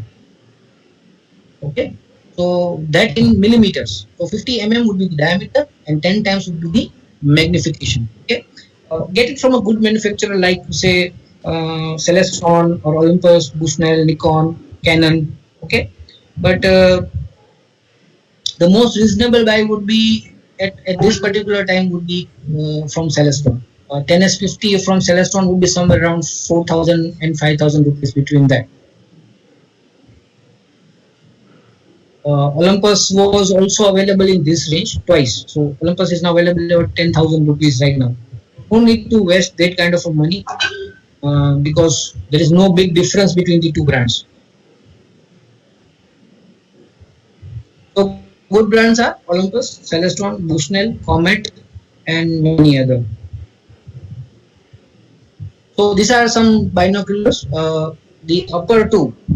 This is the Celestron 10 by 50. This is the Olympus 10 by 50, and this one is a larger aperture binocular. Obviously, this is larger lens size and larger magnification also. So this is actually 20 by 80. So it has 80 millimeters of aperture over here, and the magnification is 20x. But again, this cannot be handheld. It's a bulky instrument. It's very heavy. So your hands will tire in just few minutes. So you will need again a tripod, something like this. If you purchase a large binocular and you have to set them up in tripods. Okay. So if you want to exploit the binocular to its full potential, I'd rather suggest 10 by 50. It's quite handy and very light in weight, and you can easily use it for hours. Okay. One more thing, if you are buying a binocular and further on if you are going to buy a telescope, say after 1 year, 2 year, your binoculars will not become obsolete. each and every amateur astronomer, amateur astronomy enthusiast in the world who has a telescope or even has multiple telescopes is going to have one or more pair of binoculars with him, because these things are not something like either a telescope or a binocular. Binocular plays a supplementary role to the telescope. So you will always fancy a good binocular, even if you get into this hobby 10, 15 years and have multiple 2, 3, 5, 6 telescopes, but still a good pair of binoculars is a very interesting thing to have.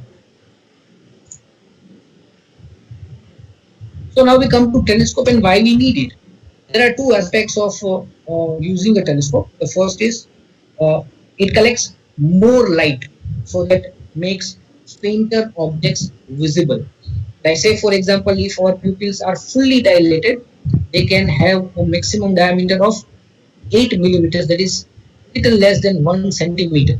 Okay, so 1 centimeter hole, the light enters this 1 centimeter hole, the amount of light that entering the 1 centimeter hole, that is what makes up the image. If you use a 6-inch telescope that has a 15 centimeter light gathering surface, okay, just imagine the amount, 0.8 centimeters against 15 centimeters. And if I am using a 12-inch telescope, the light gathering size is 30 centimeters. Okay, so larger the telescope, much more contrast, much more details you will see in the objects.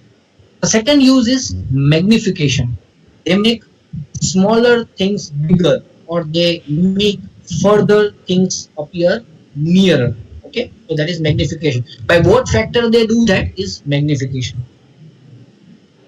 Main part of an telescope is the front part, which is the objective which collects the light, and the part which is nearer to your eye, it is known as the eyepiece.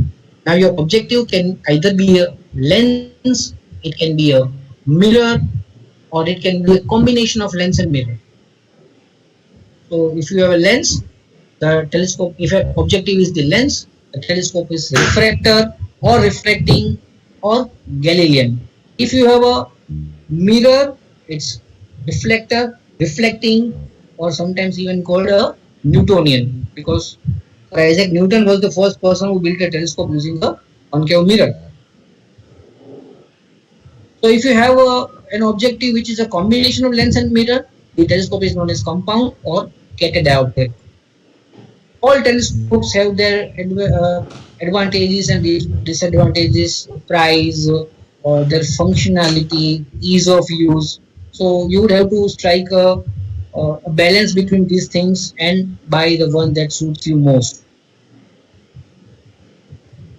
So what does a larger telescope, how does a larger telescope differ from a smaller one?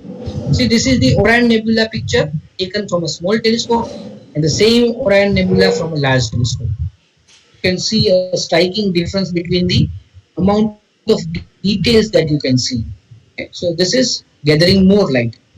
What does magnification do? So if I'm looking at, say, Saturn at 50x, that is 50 times magnification, it appears something like this. If I pump up my magnification to 200x, it appears something like this. So the question to you will be that how do I change the magnification of my telescope? So for astronomical telescope, the eyepiece part is always changeable. Okay, so you can change the eyepiece. You always get multiple eyepiece with a telescope. You change the eyepiece and you change the magnification. Okay? So you go for smaller focal length eyepieces, you get larger magnification. Go for longer focal length eyepiece, you get smaller magnification. Here again, one more question would be that if I have an eyepiece which gives me 50x magnification and makes Saturn appear like this, with the same telescope, if I use another eyepiece, it makes Saturn look something like this. Obviously, this thing, this image looks better than this. And why does the company provide me with an eyepiece that gives me a view like this? Okay, so there is a definite logic behind that. You see the amount of sky visible. You can see Saturn as a very small disk. but the amount of sky visible is very large. This is what we call FOV, field of view in astronomy. Okay, so here the field of view is much smaller. So if your object is larger in size, it will not fit at 200x, but it will fit at 50x. Okay, so higher the magnification, bigger the object appears, but smaller part of sky, smaller FOV is what you get, and vice versa. So we'll now take a look at these telescopes, how a refracting telescope is used, and this is the most intuitive telescope that comes to your mind. The opposite end, this end is towards the sky, and the exact opposite end goes to the eye of the person. Okay, so this is how everybody views telescope. Like if you are not into astronomy and someone asks you to draw a telescope, this is what you will draw, because this seems to be most logical design for a person who is not into astronomy. And this is how we use it. The opposite end goes to the sky, and the exact opposite part goes to our eye. This is a reflecting telescope. You can immediately identify it by the fact that the part that points towards the sky is nearer to the eye. See, your eye is over here, and this part is towards the sky. So these are the two Newtonian or reflecting telescope. This is a tripod style mount. It is fixed on a tripod, and this is what we call a Dobsonian. Okay, named after an amateur astronomer named John Dobson, who invented this type of mounting. So these are two reflecting telescope. You can see that the observing port is over here, and this is the part that points to the sky. And this is our small 6-inch Newtonian or 6-inch reflector, and this is our 12-inch reflector. This is on a Dobsonian mount, and this is on a tripod. Rather, this is known as a pier mount, the pier mount, but very similar to the tripod. It has 3 legs.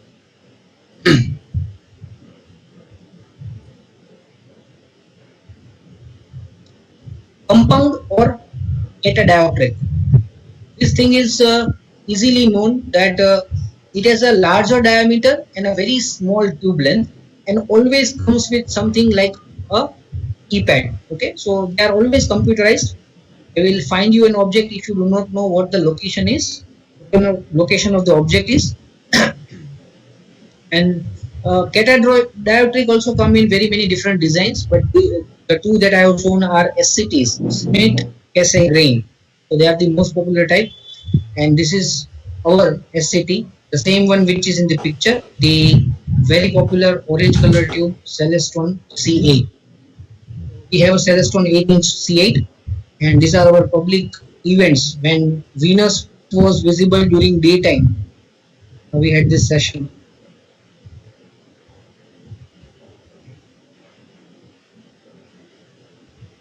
So after knowing all different kinds of telescopes, let us come to the fact that which telescope you should buy. Okay, that again depends on multiple factors. The first obviously would be how much money you want to spend, what is your budget. Of course, you will not see much from any size of telescope in the city, so you need to carry your telescope to a distant location. You should consider the fact that if I carry the telescope to a distant site, what are the odds of me carrying it alone? Okay, because you might have some friends who would accompany you 2, 3, 4 times, but if they are not into or not serious about astronomy as you are, they are not going to accompany you every time. And if you have a fairly large telescope, it would be impossible for you alone to carry it. The workaround would be you join an astronomy club, have like-minded people along with you, and every time there will be someone to help you so that you can carry a bigger telescope to an observation site. You should also consider the fact that if and at all you are observing from home sometimes, is it possible for you to set up the telescope on your own? Okay, so you saw the size of how big a 12-inch telescope is. So if you are owning that kind of a telescope, it is rather impossible for you to set it up alone. The optical tube has to be carried by 2 people, and then you can place it in the Dobsonian mount. So that is one thing you should consider. What is the complexity of the telescope and what is the setup time? Uh, Lower the setup time, more you are going to observe. Say for example, if I have 1 hour to spare, and I make up my mind to do an observation, but I have a telescope which takes a setup time of say 20 minutes or 30 minutes. So 20 or 30 minutes would be required to, or 20 minutes will be required to set up, 20 minutes will be required to tear down or pack up. So the only time left for observation is 20 minutes. So that will make me think, should I take my telescope out or not? And definitely most of the time the answer will be no. So simple simpler the telescope, more you will observe. And definitely, what are your interests in seeing? If you are into planets and moon only, a smaller telescope is good. But of course, you want to see the galaxies, the nebulas, and the star clusters. The bigger the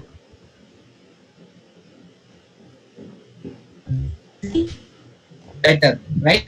So again, you have to consider the four things which are mentioned above, okay, and get the biggest one that suits your budget, that suits your physical strength, that suits your ability to take the telescope outside. Where can you buy the telescope? Here are the few options. Ahmedabad Nikunj Rawal Center is a very good place, and in recent years I find that they have the largest range, and if they do not have the thing that you want, they can even get it for you. You can get the online catalog from them on this website. You can purchase it from Sea Sky Telescopes, that is in Thane, and they are the official authorized dealers for Skywatcher telescopes. Skywatcher is a Chinese based brand. Nikunj Rawal Center, you can get Skywatcher and GSO. GSO is a Taiwanese company. Both Skywatcher and GSO have excellent optical capabilities. So uh, don't think about them as being Chinese telescopes and thus move away from them. And then you have Teja telescopes in Mumbai. They sell both GSO and Skywatcher and plus many different brands. You can also see their online catalog on their website. Uh, as I said at the start of this session, we have about 18, 19, 20 different, I mean, I haven't even counted them, but we have multiple telescopes, and all our telescopes have been bought from these three locations. The last part of our talk is regarding star charts, both paper and digital. Obviously, people of your generation would not be interested in paper, but it's a very good idea to at least know about them. So this is the left side, the blue circle is called a planisphere. It is an adjustable sky chart. You can adjust the date, the time, and the month, and see what is up there in the night sky, which all stars and constellations are visible. So on the right hand side corner, you can see the sky chart that is available for our latitudes, that is 20 degrees, and it is available from Tejraj in Mumbai. They might be also selling that online. And the right hand side bottom is an evening sky map जिस पे लिखा हुआ है.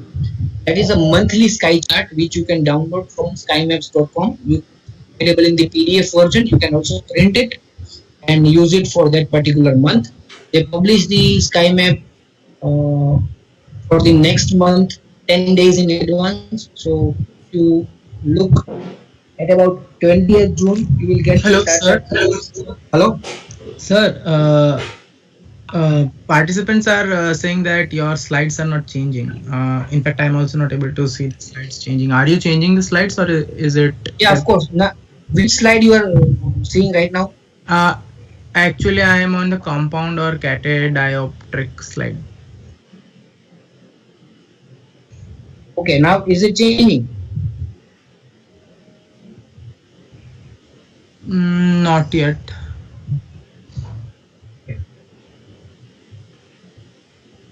I'll share it again.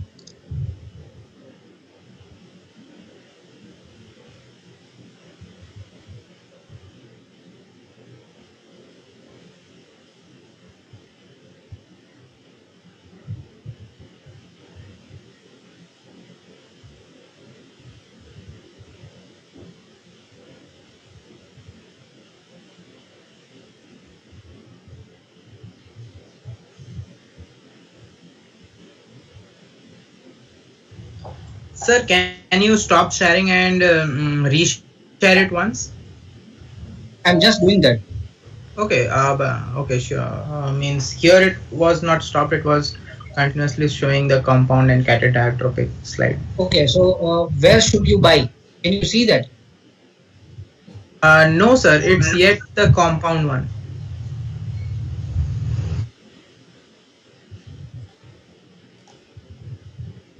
I've stopped sharing. Has it stopped sharing as yet? No, sir, here it is still showing the slide.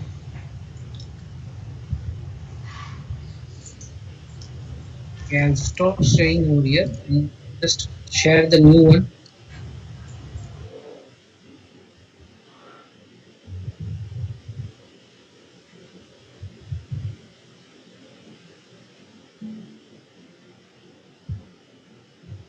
Tell me once that catadioptric one disappears. Okay, Okay, sure, sir. something is wrong.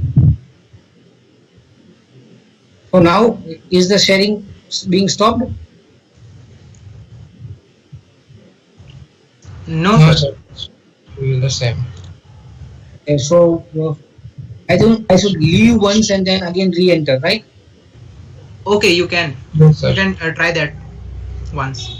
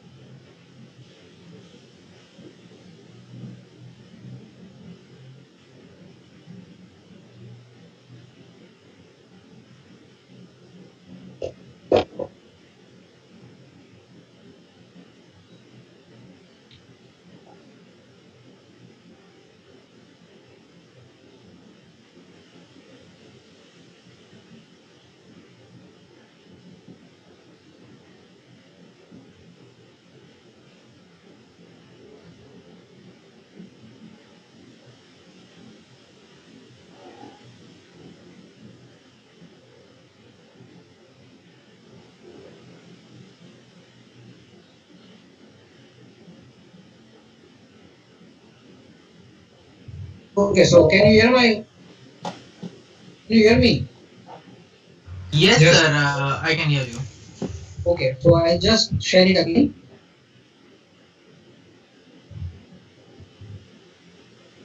I guess now my slide would have disappeared, right? Yes, sir.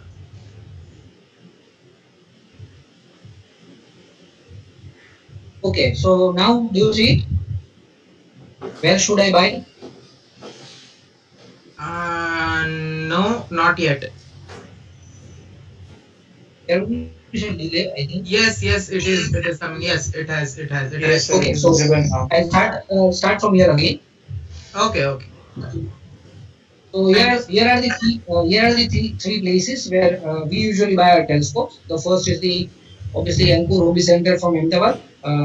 You can get their products list from their website, and they can you can order things from them. If you don't have that, they'll just procure the same from you for you. You will see Sky Telescopes from Thane. They are the official authorized dealers of skywatcherindia.com, and Skywatcher is a Chinese brand, Sinta, and they sell very good quality telescopes. Don't go for the Chinese tag, but they really have some good optics. And the third is the Tejas telescopes in Mumbai. So they are official dealers of iWatcher and GSO. GSO is a Taiwanese brand that is also very good in quality, world class.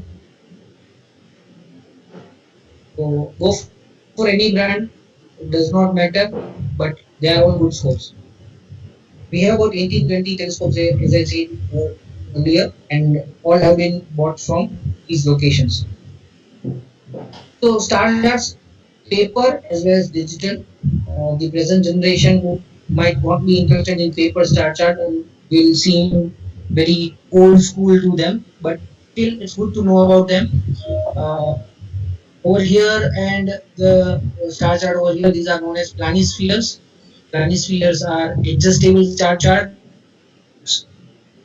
You can dial the time, the date, and the month in them, and you will see the stars in the window, which will exactly what you see in the night sky. Okay, and the bottom right one, the evening sky map, is what you can download from a site called skymaps.com. They publish monthly sky charts every month. You can download them in PDF and print them to use it. Okay, but again, in today's world, we have softwares that run on desktops or laptops that are very good to use. Here are some suggestions. If you are going to use them on your computer, you can go for Starry Night or Stellarium. Starry Night is paid, Stellarium is free, and Stellarium is so good that I don't know why Starry Night keeps on producing worse and worse software, because everything that Starry Night can do, everything that Starry Night can do, Stellarium can do, and that too in a free version. Similarly, if you are interested in what you can get for your smartphone, you have Sky Safari, Sky View, Google Sky Map, and many more. But these are three of my favorites. Actually, for the sake of variety, I have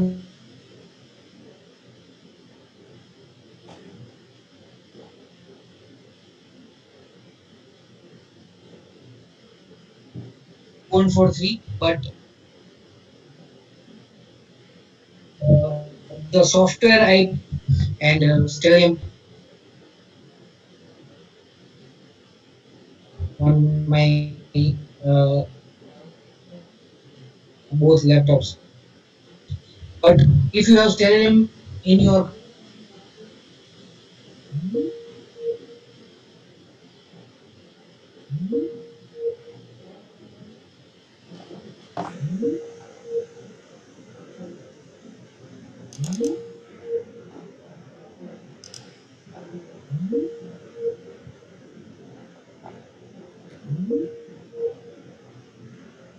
and these two are just outside our center. There is a garden called Racecourse Garden that we regularly have our observing station.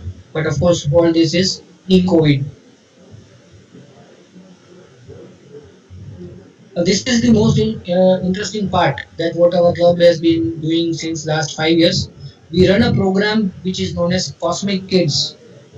We try to catch young ones, very small children, and you will be, uh, I think, glad to know that each and every child, say between age 6 and 12, is fascinated by two things. One is astronomy, and the second one is dinosaurs.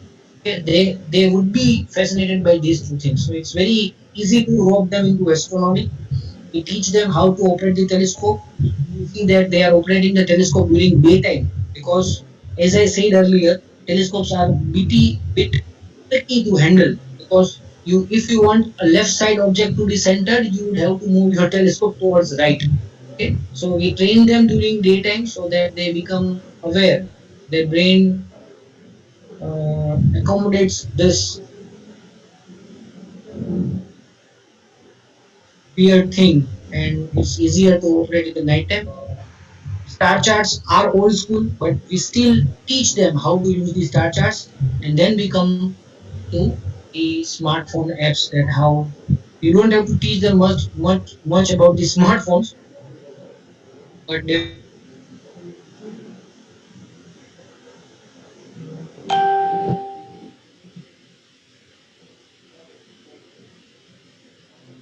definitely star charts do help.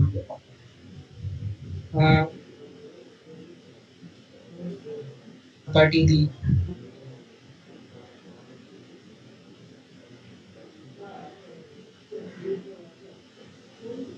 main attraction for which all members and even invites are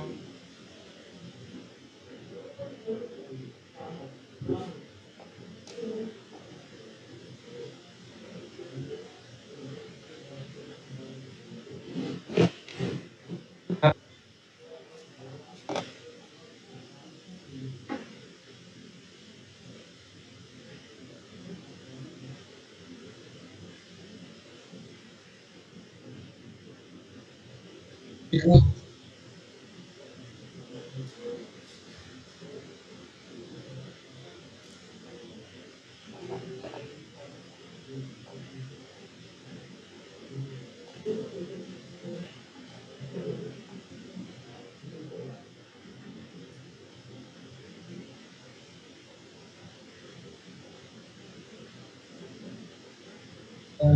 I think he came to the Gil Star Party. It was a brief period between the first wave and the second wave of COVID, and the Star Party he will be there.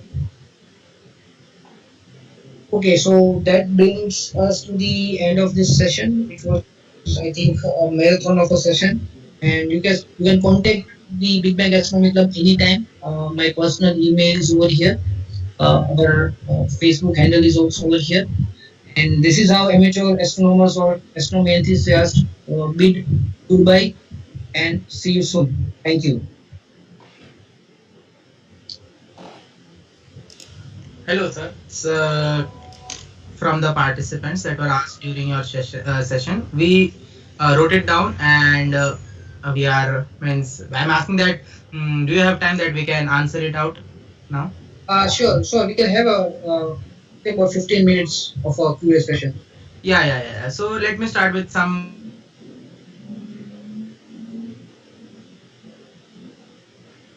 of the questions. It asks you that what's the exact difference between a meteor and a comet?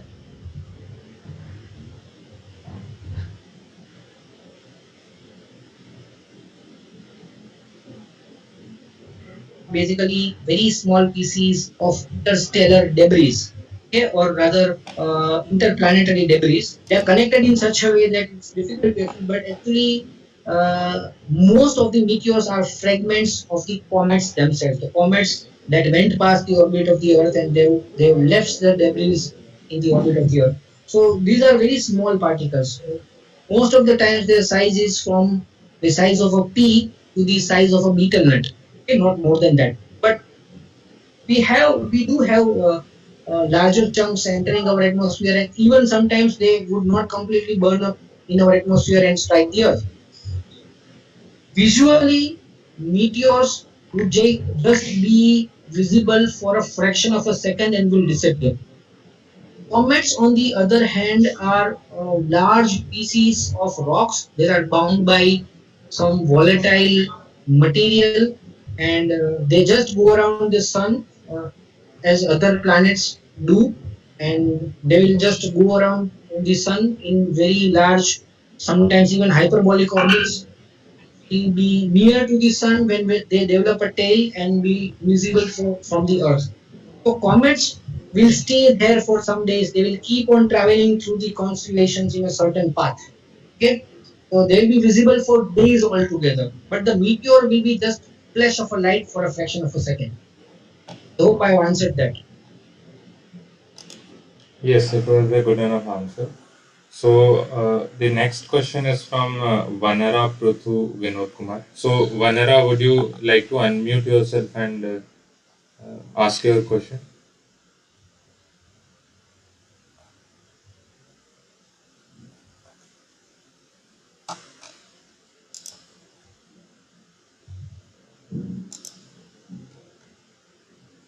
Okay, it seems he isn't able to unmute. So I'm going to ask on his behalf. So the question is, does solar and lunar eclipses happen only with our Earth, or there are any other confirmed exoplanets where such things happen? Do eclipses happen anywhere else other than the Earth? Uh, yeah, definitely. They do happen everywhere. But here is one important thing I'd like to mention about the solar and the lunar eclipse that happen. Basically, more with the solar eclipse, because see, nobody thinks about the fact that the moon is only 3,500 kilometers something diameter. It is able to completely cover the sun, which is somewhere around 14 lakh kilometers in diameter. So now what goes on in here? So we are living on a planet which has a very good coincidence that the moon is about 400 times smaller than the sun.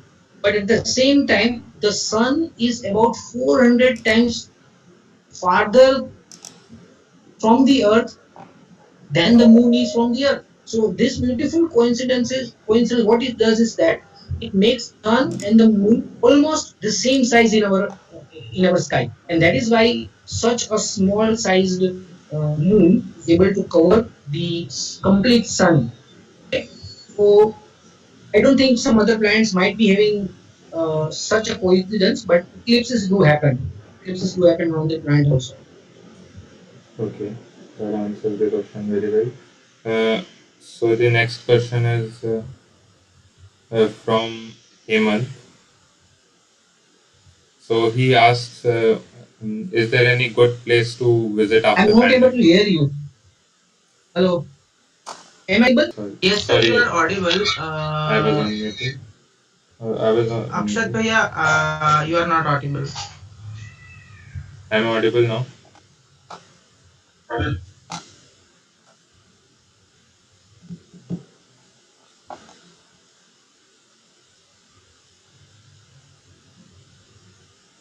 Am I audible now?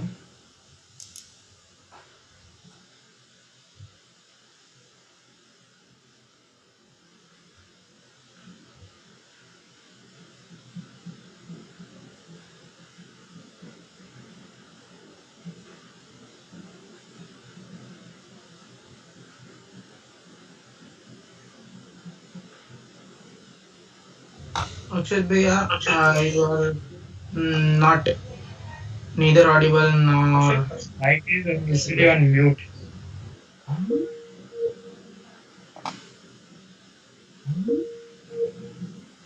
You can go on and ask the questions. Okay, sure. Okay, so the next question is uh, that you have answered also. So I'm not asking it now. So the next question is the term moon can be used for any natural satellite or only for Earth's natural satellite? Basically, the word moon is often loosely used for all other planetary satellites also.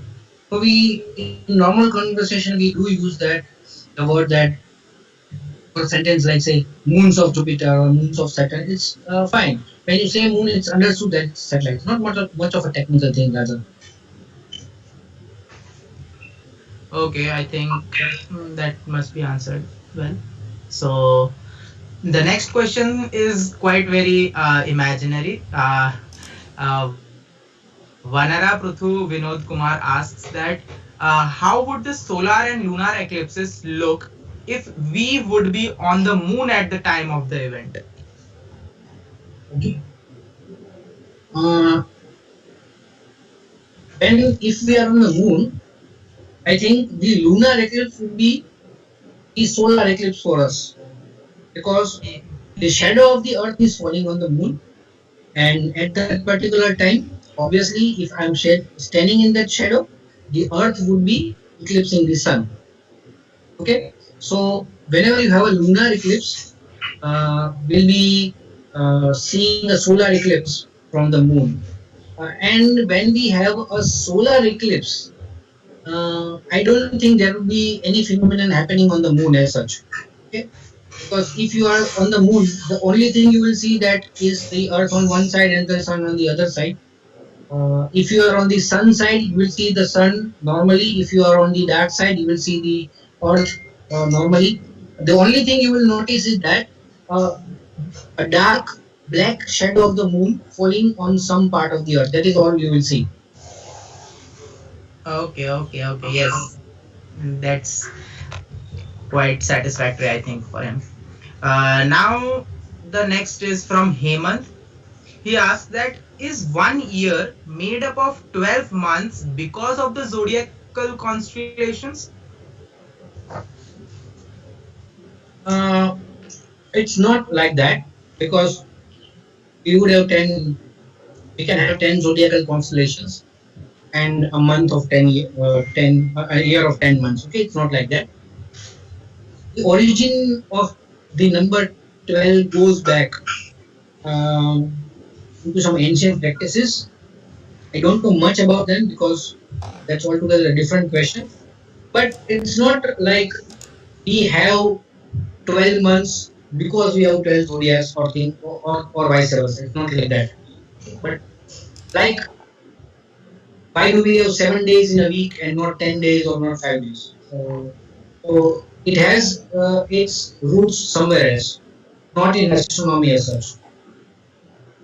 Okay, sure. Okay. Now the next question is from my side. Means I had a question that as you talked about the Leo triplet, I felt it quite very interesting and that really looked very well. So I want to ask that what should be the minimum magnification required to observe the Leo triplet?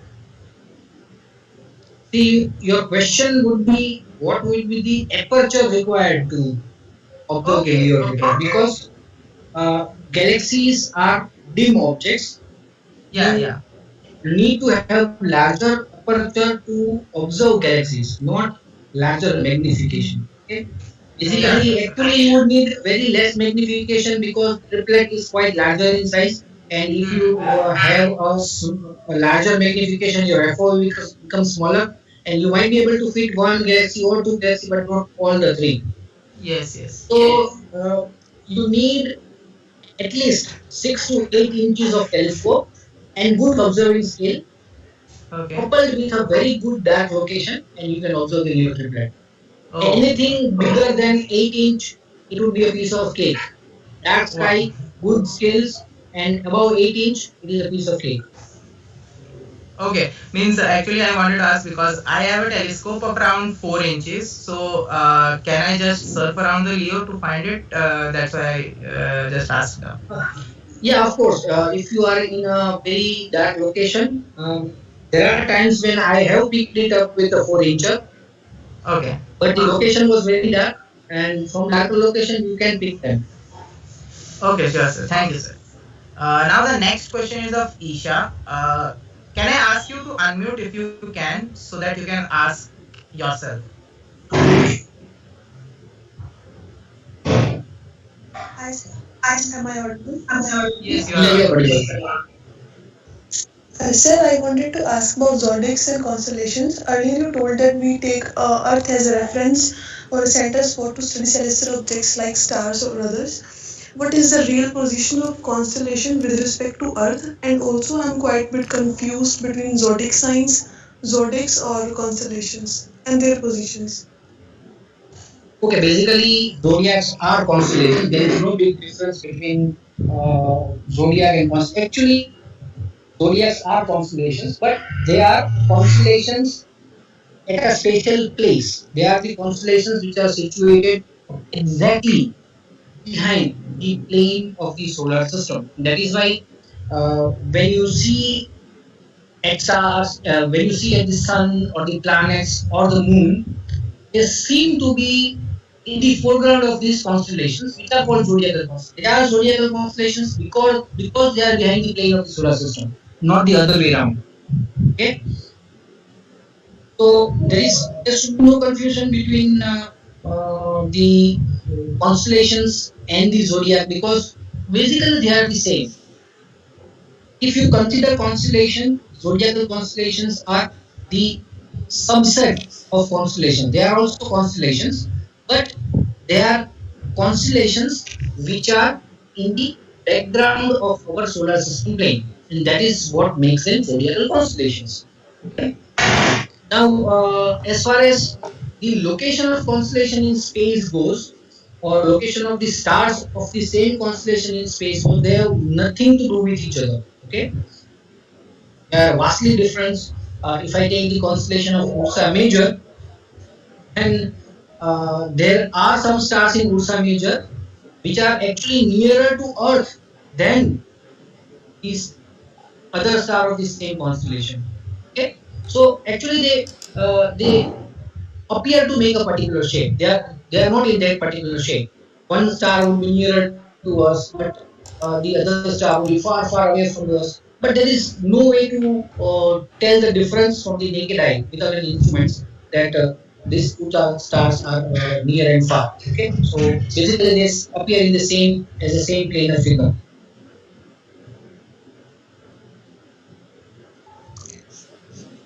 Sir, so we can say there are some constellations which are nearer to Earth or some are beyond the solar plexus. Yeah, of course, you can say that. Of course. Uh, for that matter, you can also say that you can say that some stars of the same constellation are nearer to us, and some stars of that same constellations are farther from us. Okay, thank you very much, sir.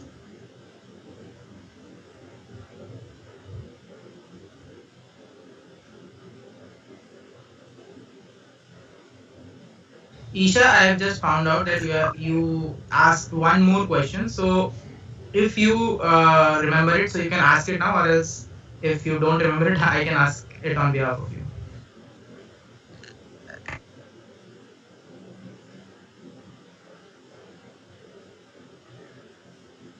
Actually, sir, I left quite due to network issues and chat history was cleared. So Okay, no issue. So can you show the difference between the pictures, or means the means actually she I think she wanted to know that how the galaxies, or say which one is better. I think she wants. Actually, I don't, okay, I don't have the pictures with me right now. But one difference would be that whenever you look at star clusters or galaxies for that matter through the telescope, they will through the binocular, they'll be very very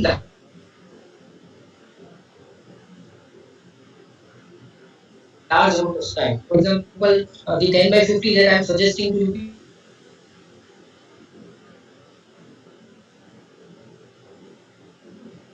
people as a first buy will show you a sky is about 6 degrees in size. And now you compare that to a telescope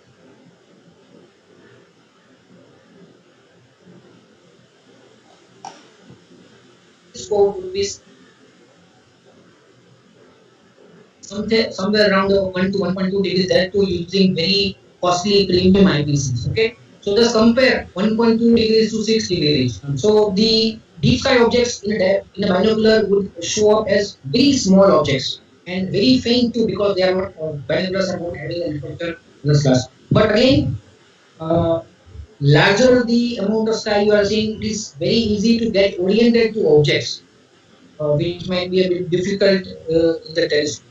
So, as I said earlier, uh, it is not like I have a telescope because I don't have a binocular. Binoculars are and telescopes are not complementary to each other. Rather, they are supplementary to each other. So, don't compare the views of binoculars with views of telescopes because they are apples and oranges. They cannot be compared.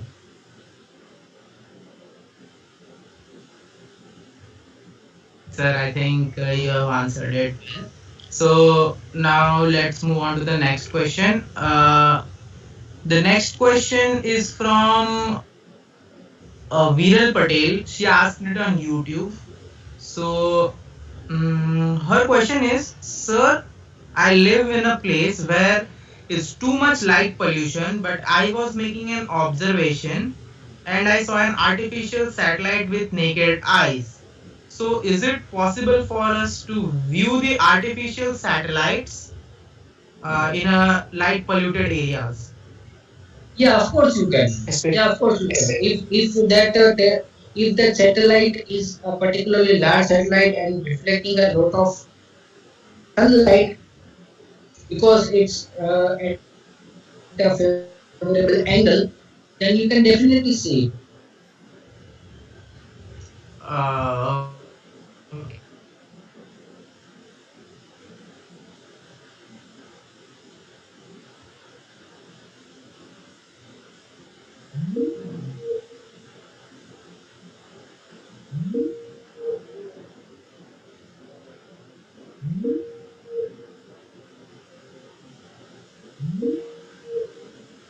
Because that is not the atmosphere.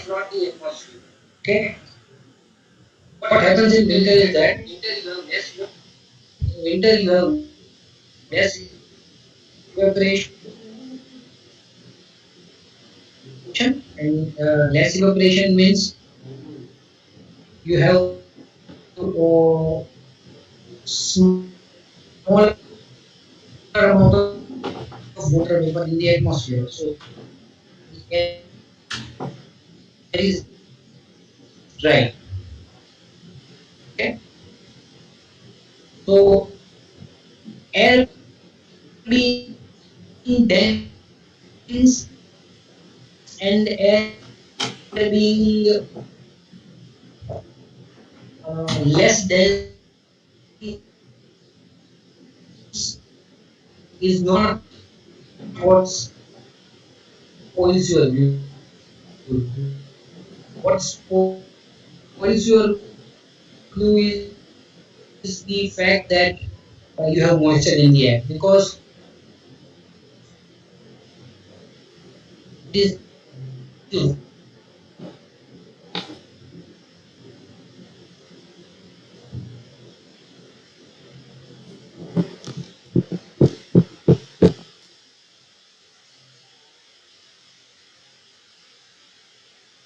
water particles which Swami,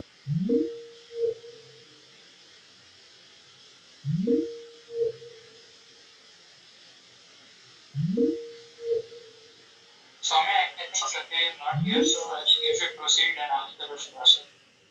Okay, okay. So he's asking that for next 100 years, I think scientists have figured out what comets will come near to our solar system or even near Earth's orbit. Can we expect an uninvited one in our orbit or our solar system?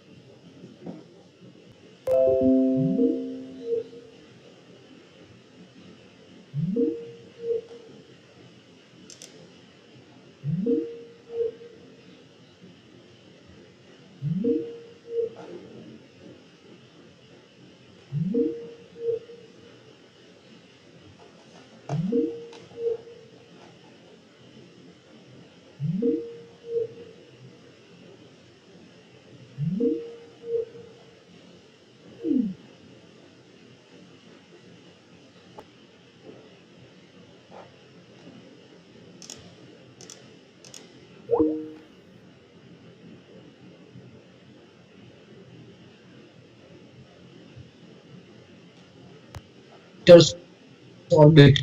Okay, so then and then they will outgas, they will produce a coma and be visible to us, because before that there might be a piece of, say, 20-30 kilometers, a chunk of rock which is 20-30 kilometers, and distances later than that it is impossible or out of the uh, question that they can be detected with telescopes from the earth or from the telescopes in space for that matter.